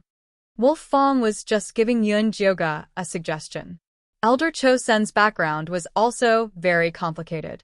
It was said that he was originally at the late Golden Core stage, but when he was trying to break through to the Nascent Soul stage, he was plotted against. His body shrunk to the size of a child, and his cultivation regressed to the Middle Golden Core stage. But even so, he was still one of the most powerful elders in the Encorp sect, and even the sect master was very afraid of him. His bloodthirsty batbone spikes were extremely powerful. The most terrifying thing was that although he had many Encorpses, no one had ever seen his life source Encorps. It could be imagined just how terrifying his strength was. Many thanks, senior brother. I will consider this. Yunjuga seriously nodded. Now that she had offended Elder Mo Hua and Elder Whitebone, she had to think of a way to survive in the Encorp sect. Although Siyue had harmed her before, if she could use Siyue to stir up this mess, then she could postpone her revenge. I heard that Elder Cho-san will be back in 7 days. You should prepare early. I'm afraid that the matter of the mystic white bone monkey can't be hidden for a few days. Wolf Fong said in a serious tone. The disciples of the second peak were all shocked and afraid, so no one thought of betraying Yunjuga for benefits. But it was hard to say when they calmed down. Many thanks for senior brother Wolf Fong's advice. I know what to do. Yunjuga thanked him again and again before sending Wolf Fong away. His method is indeed feasible. Zishang suddenly said. What method? Yunjuga didn't come back to her senses. Save Siyue. Only by making things more chaotic and involving more people would Yunjuga have a chance of staying in the Encorp sect. I think so too. Yunjuga nodded. If she had only offended Elder Mo Hua, she could still delay for a while. But with Elder Whitebone, it would be troublesome. If she couldn't deal with them, she could only run. Pack your things first, I will go out and take a look. After Zishang finished speaking, he turned invisible. Yunjuga began to pack the things in the house. After half an hour, Zishang appeared in front of Yunjuga and said, Elder Whitebone and Old Witch Mo Hua are busy dealing with the small mystic realm and haven't received any news about the mystic white bone monkey. You can still make it if you go to Enemy Peak now. Oh right, what's wrong with Siyue? Yunjuga had never asked about this. I only used my demon power to seal her consciousness. You will naturally be able to undo it when you go. However, he had already heavily injured Siyue's consciousness. Even if he could save her, he would be an idiot.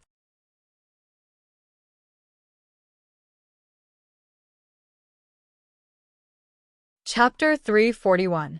Junior Yunjiu, why have you come to our Enemy Peak? Jin Yanwei asked politely. He was now in charge of Enemy Peak, so he was well informed. He naturally knew that Elder Mo Hua had taken a fancy to this young man. I heard that senior sister Yue was poisoned and unconscious, so I wanted to recommend myself. Yunjuga went straight to the point. You know how to cure poisons? Jin Yanwei raised his eyebrows in surprise. I know a thing or two. If you trust me, why don't you let me try? Yunjuga said calmly. All right, I'll let you try. Jin Yanwei was straightforward. He had invited many spirit doctors and alchemists to check on Siyue, but all of them said that the poison was very strange, and none of them could cure it. Seeing that his master was about to return, he was worried. Since someone voluntarily came to help, then let's give it a try. Anyway, it's like trying everything in a desperate situation. After Siyue was sent back, she was placed in a remote courtyard at the back of Enemy Peak. Only 2 maids were assigned to take care of her. The 2 maids were in their late 20s and looked thin and weak. When they saw Jin Yanwei, they silently knelt in the corner. Junior Yunjio, see for yourself. Jin Yanwei waved at the 2 maids, then sat down on a chair. Siyue wore a brand new green dress, her hands crossed over her abdomen. Her expression was serene, and her skin was rosy and glowing. She was even more beautiful than before. Yunjioga reached out to take her pulse, and suddenly felt that something was wrong. Siyue had been unconscious for so long, and her dantian should be very empty. How could it be so full? This was clearly a symptom that would only appear after she had fused with her body. What kind of beast was it, to not even let go of an unconscious woman? How is this different from a female corpse? Could it be Jin Yanwei's doing? Junior Yunjio, do you see anything? Jin Yanwei noticed that Yunjioga was looking at him strangely and could not help but ask, "Oh, I'm just amazed that senior brother Jin has taken good care of her. Senior sister Yue is still so energetic after being unconscious for so long." Yunjioga probed, wanting to see Jin Yanwei's expression. "Junior Yunjio, you flatter me. Do you have a way to cure her poison?" Jin Yanwei's expression did not change. He was in charge of Enemy Peak and was so busy every day that he did not even have the time to arrange for someone to be the leader of a small mystical realm. How could he have the time to care about Siyue? In any case, as long as he could keep her alive and wait for his master to return, it would be fine. He really didn't care whether she was alright or not. The poison in senior sister Yue's body is more complicated. It can't be removed in a short period of time. I'll perform acupuncture on her later to see how the situation goes, Yunjioga said readily. Alright, then I'll arrange a house for you here. You can stay and take care of her. Jin Yanwei was also straightforward. Thank you, senior brother Jin. Yunjioga had not expected Jin Yanwei to be so easy to talk to. Don't worry, stay here. If you have any requests, let the 2 maids tell me. I still have things to do, so I'll take my leave. Jin Yanwei gave Yunjioga a few words, then turned and left. He did not even look at Siyue. Take care, senior brother. Yunjioga closed the door after sending Jin Yanwei off. In the blink of an eye, only she and Zishang were left in the room. Yunjioga turned to ask Zishang, "Do you think this is Jin Yanwei's doing?" Zishang was standing next to Siyue's bed. His coquettish face had a hint of displeasure, as if he wanted to kill Siyue with a finger. Hearing Yunjioga's words, Zishang did not turn his head and said, "It's not him. He's still a virgin." Buffed. Yunjioga almost choked. Virgin boys in evil sect were probably as rare as virgins in brothels, let alone someone of Jin Yanwei's status. To be able to manage Enemy Peak after Elder Chosen left, it meant that he was deeply trusted by Elder Cho's senator. It was very easy for him to use his power to get some benefits. Yunjioga did not expect him to still be a virgin. Could it be that his cultivation method was special? What's there to be surprised about? This is Corp sect, not Joyous Union sect. Your lackeys are still virgins. Zishang rolled his eyes at Yunjioga, then continued to stare at Siyue. Which of my lackeys are still virgins? Yunjioga moved to Zishang's side and asked in a gossipy manner. What do you think? Zishang narrowed his eyes at Yunjioga. A dangerous expression flashed across his face. Yunjioga did not notice the danger and guessed with interest. Ice Heart Lotus must be it. Little Fatty might be it, but Wolf Fong doesn't look like it.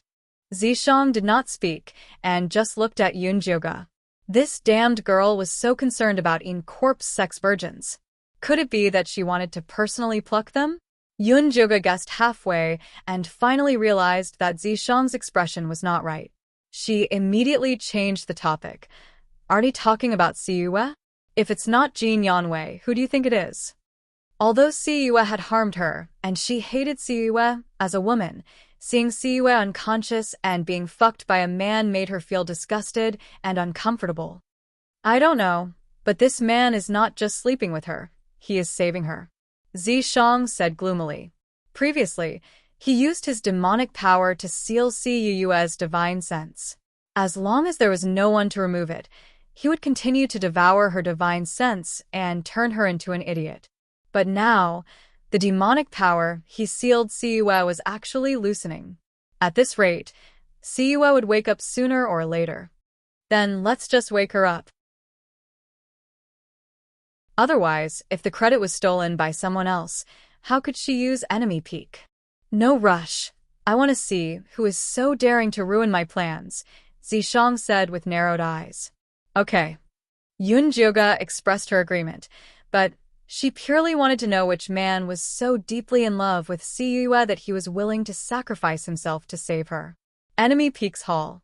When Elder Chosen's disciple, Manager Chen, found out that Jin Yanwei was going to take Yunjioga in, he asked worriedly, "Will you offend Elder Mo Hua by taking Yunjioga in? TSK, is our enemy Peak afraid of that old witch? What's more, junior brother Yunjio came to us voluntarily.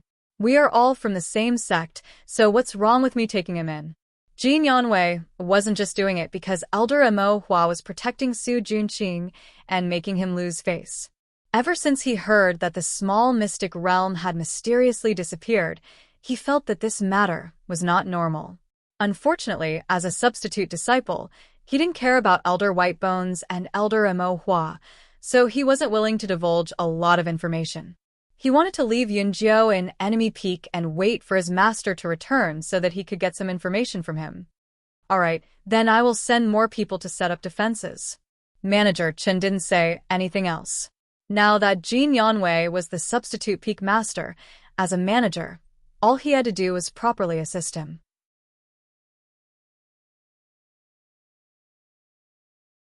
Chapter 342. After Manager Chen left, Jin Yanwei was still worried, so he took out the communication talisman his master had left him and explained the matter. His master quickly replied, telling him to keep Yunjio at all costs. When Jin Yanwei saw that even his master supported him, he was even more at ease. He immediately went out to personally take charge of the defense. Elder Mo Hua had always been domineering. It was not impossible for him to come to Enemy Peak to snatch her away. He had to be prepared. Enemy Peak was on full alert. Yunjioga was not idle either. She was busy examining Siyue. Originally, she had only planned on undoing Zishang's demonic power seal, but she had not expected to find another problem. Did you cause this injury? Yunjioga suddenly found a bruise in Siyue's memory center. This kind of injury often came with memory loss. What injury? Zishang went over to take a look and said, "This is an old injury from over 10 years ago. It has nothing to do with the sovereign." Over 10 years ago? Yunjioga had heard Little Fatty say that Siyue had joined the Corp sect 12 years ago. Had she lost her memory then? Why do you care so much? Just wake her up. In his opinion, he should have turned Siyue into an idiot with a finger. She is an important tool for us now. What's the use of turning into an idiot? Yunjioga was very open-minded. Since he had already saved her, he naturally had to be a good person to the end. As for the grudges at Blood Cloud Peak, he would settle them in the future. Up to you. Zishang was not too concerned about this. He was more concerned about the flower thief who had ruined his plans. Yunjioga did not say anything more to Zishang. After she understood the condition of the bruise in Siyue's brain, she took out the Thunderfire needle and started acupuncture. Dense needle shadows with a bit of thunderfire and green light landed on Siyue's head and face. The domineering light of the thunderfire crushed over, while the light of the wood spirit followed behind to clean up the aftermath. The bruise that would have taken 7 days to clear started disappearing at a visible rate. Siyue showed a trace of pain in her coma. Yunjioga immediately stopped. After careful observation, she did not find anything wrong. Ever since she had obtained the wood spirit from the human-faced Peach King, the Thunderfire Needle's life force had become even denser, and its healing effects had become even better. It was impossible for it to hurt Siyue. However, Siyue's expression became more and more pained, and tears began to flow from the corners of her eyes. Although Yunjoga did not understand, his hands did not stop moving. Soon, the blood clot disappeared, and the seal was lifted. All that was left was to wait for Siyue to wake up. "Have you finished setting up the traps?" Yunjoga asked as he put away the needles. If he could capture the person who had secretly saved Siyue, he might be able to gain something. Yunjoga was very interested in anything that could help her deal with the 3 great elders. "I guarantee that he won't be able to return." Zishang was determined to win. Night gradually fell. The 2 maids prepared the meal and invited Yunjoga over to eat. The food was mediocre. She could tell that Jin Yanwei really didn't care much about this place. Other than sending her here at the beginning, he didn't come to visit her again, nor did he send anyone to ask for a message. However, Yunjoga had already learned from Zishang that Enemy Peak was currently facing a great enemy, so she was tactful enough not to cause any trouble for Jin Yanwei. She ate dinner and went to sleep early. It was dark outside, and after midnight, it was even quieter. In a remote bamboo forest behind the mountain, a black shadow quickly ran towards Siyue's small courtyard. The black shadow was tall and thin, dressed in a nocturnal robe. His face was covered by a black hood, and not even his eyes could be seen. He vigilantly observed his surroundings before tiptoeing into the small courtyard. The black shadow first went to the 2 maids' room and blew a cloud of sleeping smoke into it. When he heard that the breathing inside had deepened, he went to Yunjoga's room and blew a cloud of sleeping smoke as well. Yunjoga lay on the bed and calmly watched the colorless and odorless smoke slowly spread. She first swallowed an antidote pill, then pretended to be asleep. The black shadow vigilantly scanned Yunjoga with his divine sense a few times. After confirming that it had been affected, he walked towards Siyue's room. Siyue had just washed her body in the evening and changed into a pale pink dress. Lying on the bed, she looked serene and beautiful. The black shadow stood by the bed and stared at her for a moment, then reached out to touch her head and face. There was still a needle hole left by Yunjoga's acupuncture at noon. He carefully examined Siyue and found that there was nothing wrong with her. He then took out a gray disc and placed it at the head of the bed. The disc was carved out of spirit wood, and it was densely carved with runes. There were even a few spirit jades placed on it. After it was activated, it spewed out a thick cloud of smoke that enveloped the entire room. The room immediately became incomparably dark, and there was a faint flow of gray yin qi. It turned out to be an offensive and defensive formation. After the black shadow got on the bed, he skillfully untied Siyue's clothes. However, just as he undid her belt, the gray yin qi of the formation fluctuated violently. The black shadow immediately jumped up and quickly jumped towards the window at the back. There was a bamboo forest there, and he had set up a psychedelic defensive formation so that he could escape once he entered it. However, as soon as he jumped out of the window, he felt a sharp pain in his feet, followed by a strong numbness that spread throughout his body. At the same time, a thick green vine emerged from the ground and tied him up like a dumpling.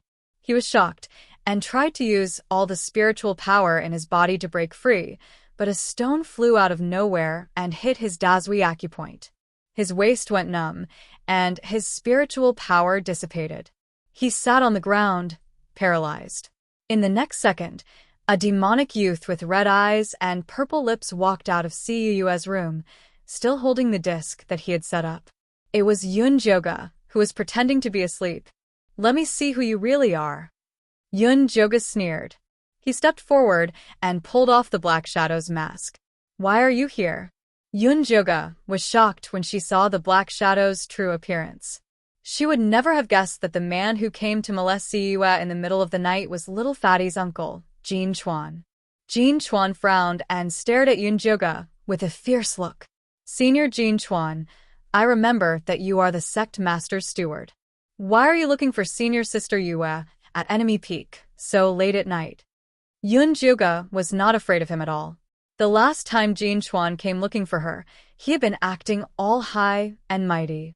She was very unhappy, and today was the perfect time for revenge. This has nothing to do with you. I advise you to mind your own business and worry more about yourself. Jin Chuan's voice was gloomy and threatening. He looked like he was telling her to mind her own business if she could not protect herself.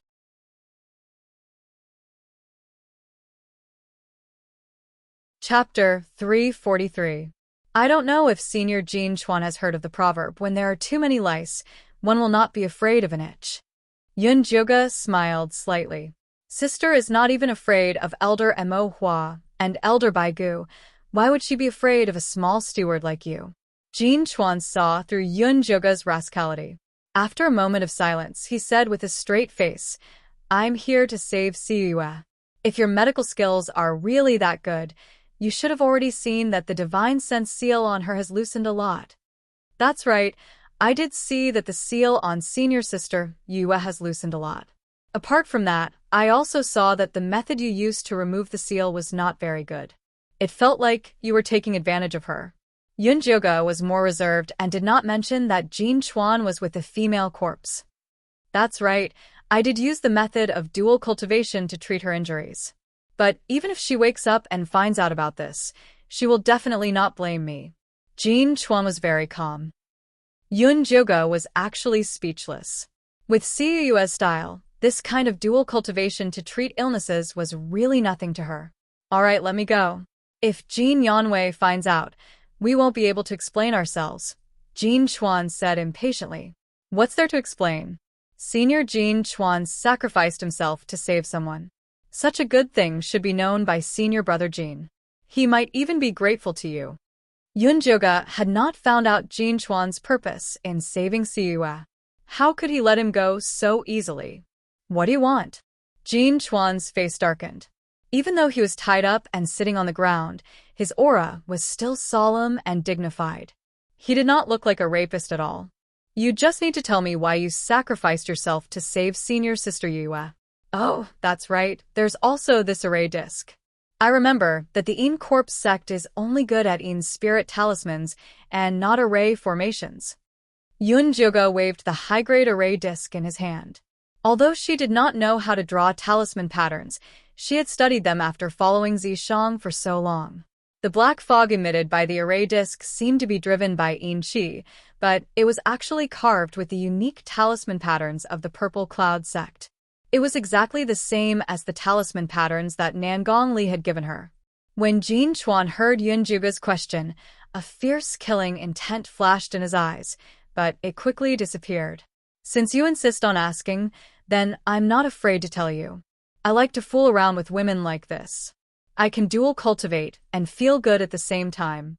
Saving her was just to prevent others from finding out so that I can use it as an excuse to shirk responsibility. As for that array board, I bought it when I went to Amethyst Mountain for work. Jin Chuan suddenly grinned. His originally serious and rigid face suddenly became incomparably evil and charming. He looked like an out-and-out pervert. If it was someone else, they would probably believe it. After all, an evil sect like the En Corpse sect had many perverts, so it was normal for them to have this kind of special hobby. However, Yun Jioga instinctively felt that Jin Chuan was lying. Things were definitely not that simple. Just as she was about to continue asking, Zishang transmitted his voice. Something happened at Enemy Peak. Jin Yanwei is heading this way. Yun Jioga decisively gave up on asking. For Jin Lin's sake, I'll let you go this time. Next time, if you want to fool around, you'd better choose the right person to avoid losing yourself. Yun Jioga pinched her fingers and retracted the vines on Jin Chuan's body. Then, she threw the paralysis powder antidote to him. Jin Chuan picked up the antidote and sniffed it.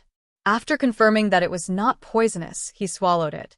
Once he regained his mobility, he immediately disappeared into the bamboo forest. Yun Jioga hurriedly returned to the courtyard. Not long later, she saw Jin Yanwei rushing over with a serious expression. Behind him were Manager Chun and the elite disciples of Enemy Peak. Yun Jioga pretended to be sleepy as she walked out. She asked in surprise. Senior Jean, it's so late. Why did you come? Do you have a mystic white bone monkey with you?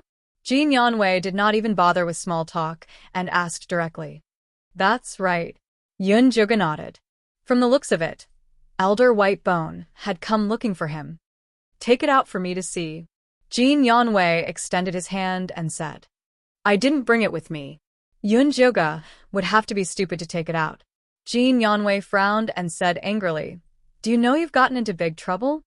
He had originally thought that Yun Juga had only offended Elder Mo Hua.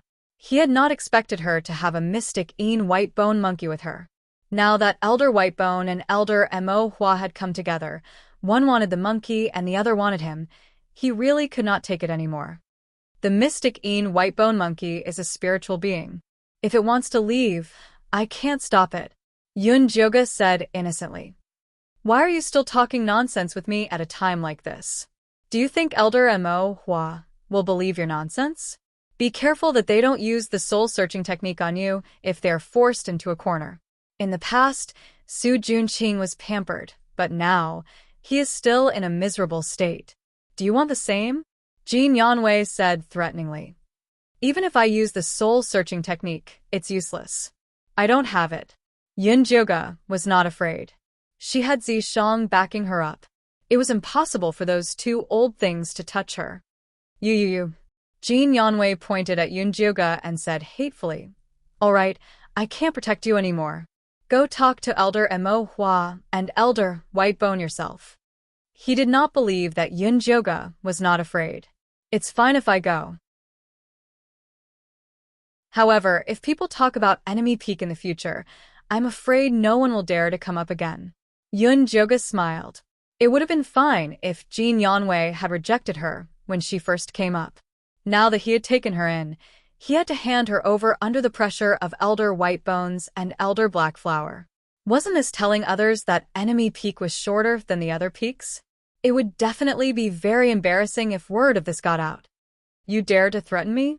Although Jean Yanwei had a baby face, he was naturally not a kind person to be able to get to this position on enemy peak.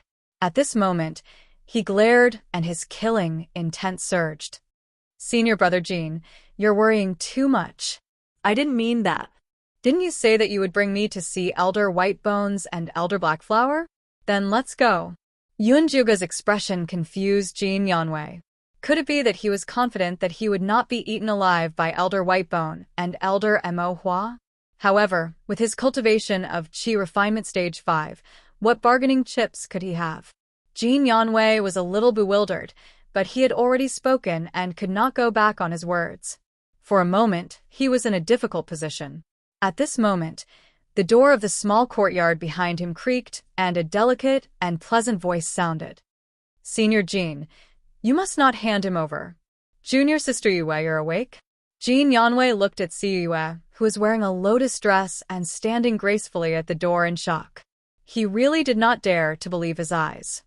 It's all thanks to this junior brother's miraculous skills that I was able to wake up.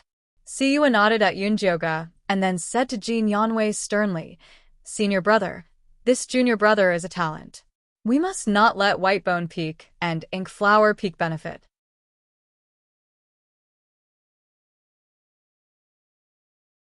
Chapter 344. Junior Sister Yue, your wounds have just healed. Go back and rest. You don't have to worry about this. Jean Yanwei said impatiently. She had been lying on the bed for so long and had yet to figure out the situation. Senior brother Jean, although I don't know why Elder Mo Hua and Elder Baigu are so bent on targeting junior brother Yunjiu, I know that whatever they are fighting over must be something good.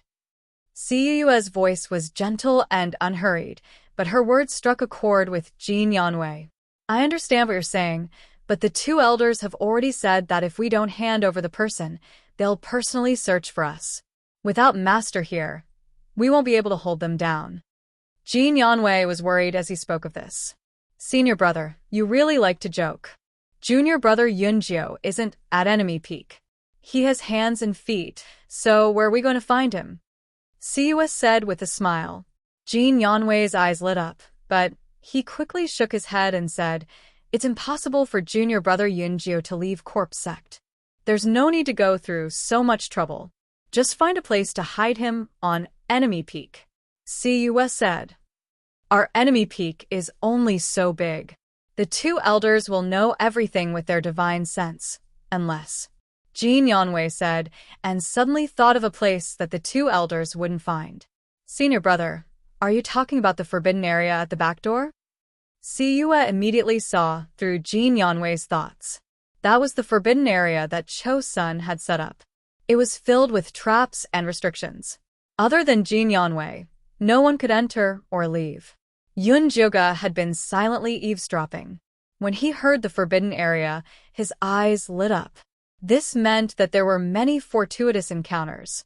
Yes, that is the most suitable place, but I'm afraid that Master will find out. Jin Yanwei was still afraid that his master would be angry. Senior brother's worries are reasonable. Siyue thought for a moment and said, how about this? We seal junior brother Yunjio and put a restriction on him. Then, we put him in the outermost area of the forbidden area.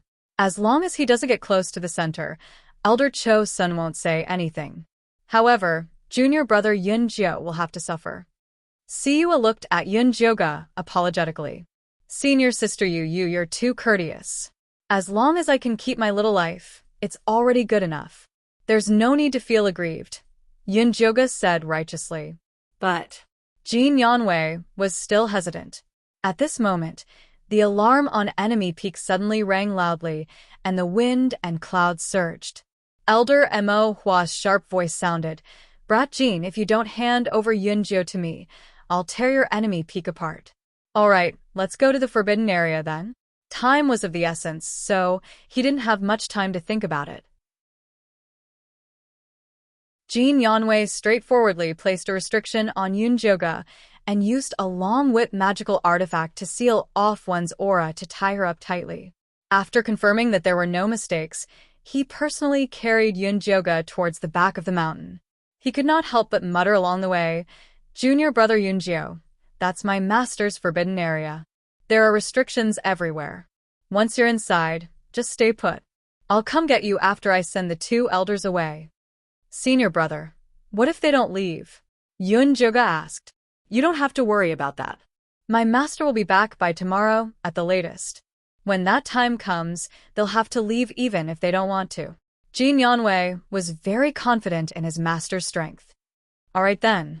When that time comes, senior brother must put in a good word for me in front of Elder Cho-sun. Yunjioga said sincerely. Don't worry. As long as you hand over the mystic Een skeleton monkey, my master will reward you even without my good words. Jin Yanwei secretly said to himself. The forbidden area at the back of the mountain was not wide. After walking along a winding path, he saw a forest of pagoda trees, which was the ghoul corpse-killing formation that Elder Cho-sun had meticulously set up. It was filled with ghouls, all of which were good seedlings that Elder Cho-sun had gathered from all over the place. He wanted to use the method of raising goo to kill each other so that he could cultivate a ghoul king. Although the highest level currently was only a ghost general, it was still enough to crush Jin Yanwei to pieces. Jin Yanwei slowed down and took out a red token the size of a palm from his storage pouch.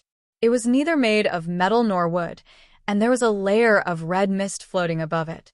He could vaguely see countless ferocious ghosts. This was the pass that his master had given him so that he could feed these ghouls. Jin Yanwei raised the red token high above his head. A faint red light shone down from the token, secretly wrapping him within it.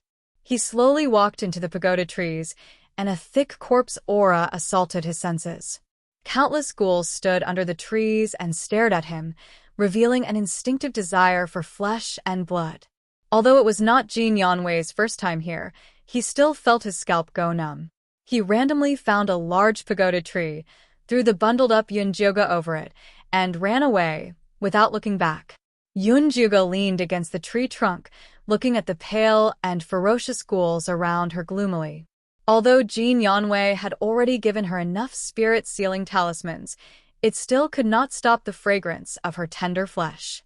Not long after she put her down, the ghouls began to stir and staggered towards her.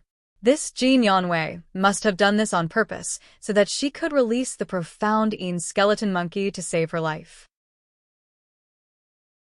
Although Yun Jiuge had already seen through their scheme, she had no choice but to comply. Who told him to disappear as soon as he entered the Great Corpse Ghost Formation. Little monkey, come out.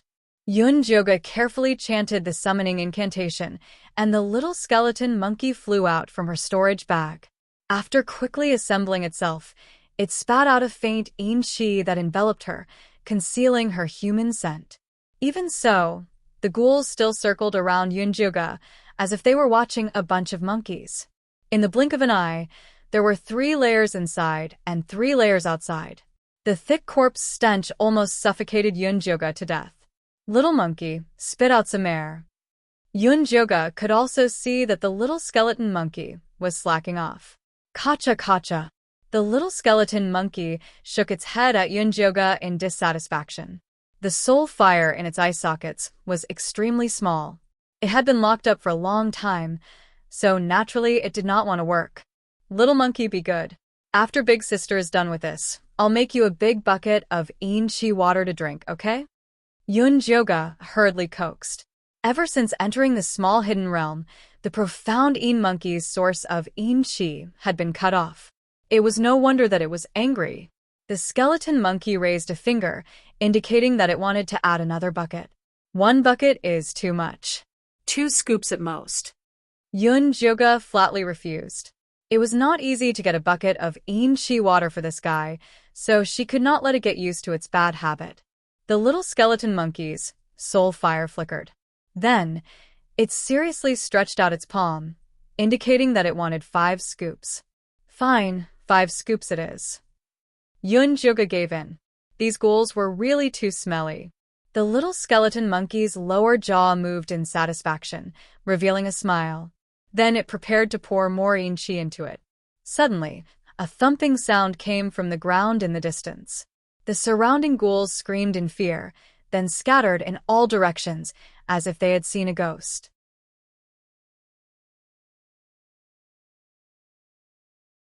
Chapter 345. Yun Jiuge suddenly clenched her fists and saw a tall, burly, green-eyed ghoul dressed in bronze armor rushing towards her. The ghoul raised a cyan moon saber that was shrouded in black qi. The tip of the saber slashed down viciously at Yun Jiuge's location. The wind from the saber immediately cut a large crack in the ground. Then, billowing smoke mixed with the sound of an explosion assaulted Yun Jiuge. Little monkey, run. Yun Jiuge wanted the white bone monkey to escape with her. She didn't expect the idiot to stand up and leave, leaving Yun Jiuge on the spot. Boom. At the crucial moment, a purple mist shot out from the imprint on Yun Jiuge's wrist, wrapping her up tightly. The crack stopped in front of Yun Jiuge. The corpse ghost roared in anger when its attack missed. It raised its saber, and the black energy became stronger as it slashed towards Yun Jiuge again. But this time, before the saber landed, it was broken by a purplish-black spear. The spear's momentum did not decrease, as it sent the corpse ghost flying into the sky. Where did you run off to? Yun Jiuge asked as she kept the disloyal white bone monkey into her storage bag. Where did you run off to? Yun Jiuge asked as she kept the disloyal white bone monkey into her storage bag. Where did you run off to just now? Yun Jiuge asked as she kept the disloyal white bone monkey into her storage bag. Yun Jiuge's eyes lit up, but when she thought of Elder Cho's son, she hesitated. Will we be discovered if we barge in like this? With me here, I guarantee he won't find out. Even though the restrictions were not bad, it was not enough in Zishang's eyes. All right, then let's go in and take a look. Yun Jiuge immediately became excited. Yun Jiuge and Zishang followed the mysterious white bone monkey's lead and easily passed through the corpse ghost array. After avoiding many traps, they arrived in front of a dark cave. This cave doesn't look like much. Yun Jiuge looked around the empty cave and did not find anything out of the ordinary.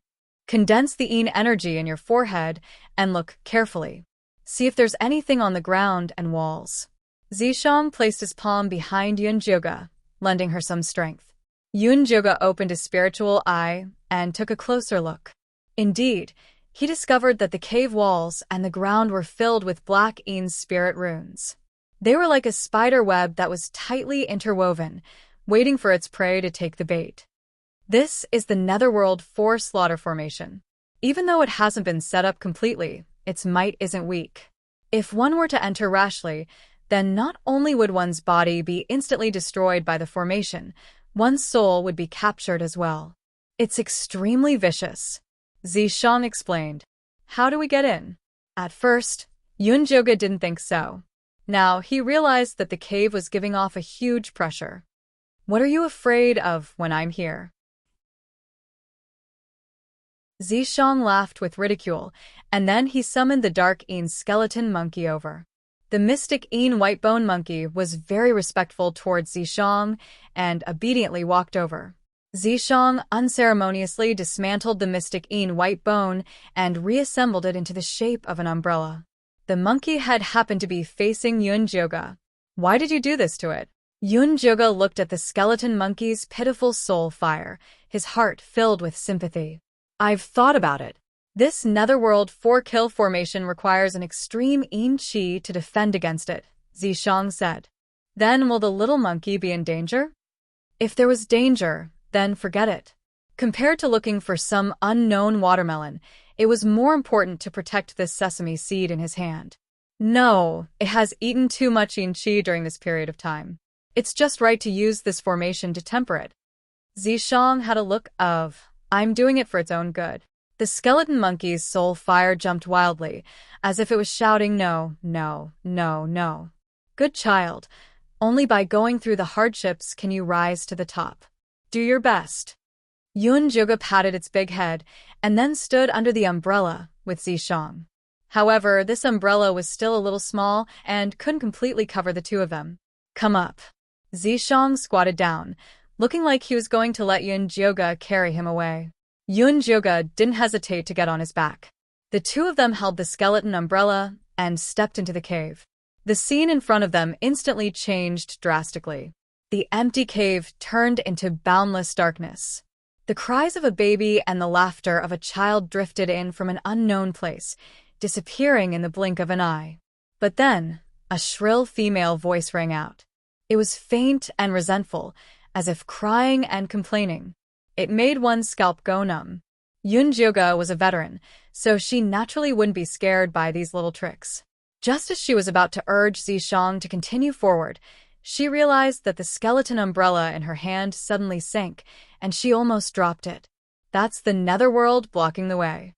Zishang carried Yunjoga with one hand and took the skeleton umbrella from her hand with the other. Yunjoga's heart immediately lightened. She was wondering why it felt like there was something sitting on the umbrella. Zishang carried Yunjoga forward in the darkness. Those strange sounds kept disturbing their eardrums. Towards the end, it turned into familiar human voices. Yunjoga even heard the voices of Mother Qing, Yiyu, and Luo Tian. It made her want to greet them, but she held back in the end. Although Zishang was walking very steadily, Yunjoga could still feel the skeleton umbrella getting heavier and heavier. The sound of bones being squeezed was so unpleasant that it made her teeth ache. Yunjoga was afraid that the skeleton monkey wouldn't be able to hold on, but she saw that the thin white bones kept releasing wisps of Een Chi. Under the guidance of Zishang's spiritual power, the Een Chi kept forming a cycle, and the bones became more and more solid. In the end, the skeleton umbrella shrunk to half its original size, but the Een Chi it emitted doubled. Every thin bone shone with a metallic glow. It seemed like it had successfully advanced. Before Yunjoga could be happy, a cliff suddenly appeared in front of her. The bottom of the cliff was so deep that she couldn't see it, and the mountain wind made her face hurt. Next, before Yunjoga could finish her question, Zishang had already carried her and jumped down the cliff. Yunjoga thought that she would hear the sound of the wind, but there was nothing. As soon as she jumped down, a stone room appeared in front of her eyes. So the cliff was just an illusion. Zishang put the skeleton monkey away and placed his palm on the stone room. With the invasion of the purple mist, the stone room opened wide, and waves of light came from treasures. This was a treasure room. This treasure room was very spacious. There weren't many things, but they were arranged very neatly. On the left stood a row of corpses that looked like monkeys. There were over 100 of them, and they were covered in spirit runes, looking fierce and scary. In the middle was a light screen with over 10 small balls of light. Inside were high-level totem weapons. The lowest was a 4th-grade totem weapon. They were much higher level than Yunjoga's bone spike and thunder snake whip. She couldn't help but be envious, but she didn't dare have any ideas. On the right was a row of medicine cabinets carved from flower branches and spirit wood. Bottles of pills were neatly arranged on top of the cabinets. They were all top-notch pills that were extremely useful for cultivation. There was even a bottle of foundation-building pills. Below the cabinets was a huge jade medicine cabinet with countless beautiful blood lotus flowers stacked on top of each other. This elder Cho's son is quite rich. Yunjoga was very moved. A golden core ancestor was truly rich. The real good things aren't here. Zishang gave a faint smile and pointed at the bottom of the medicine cabinet.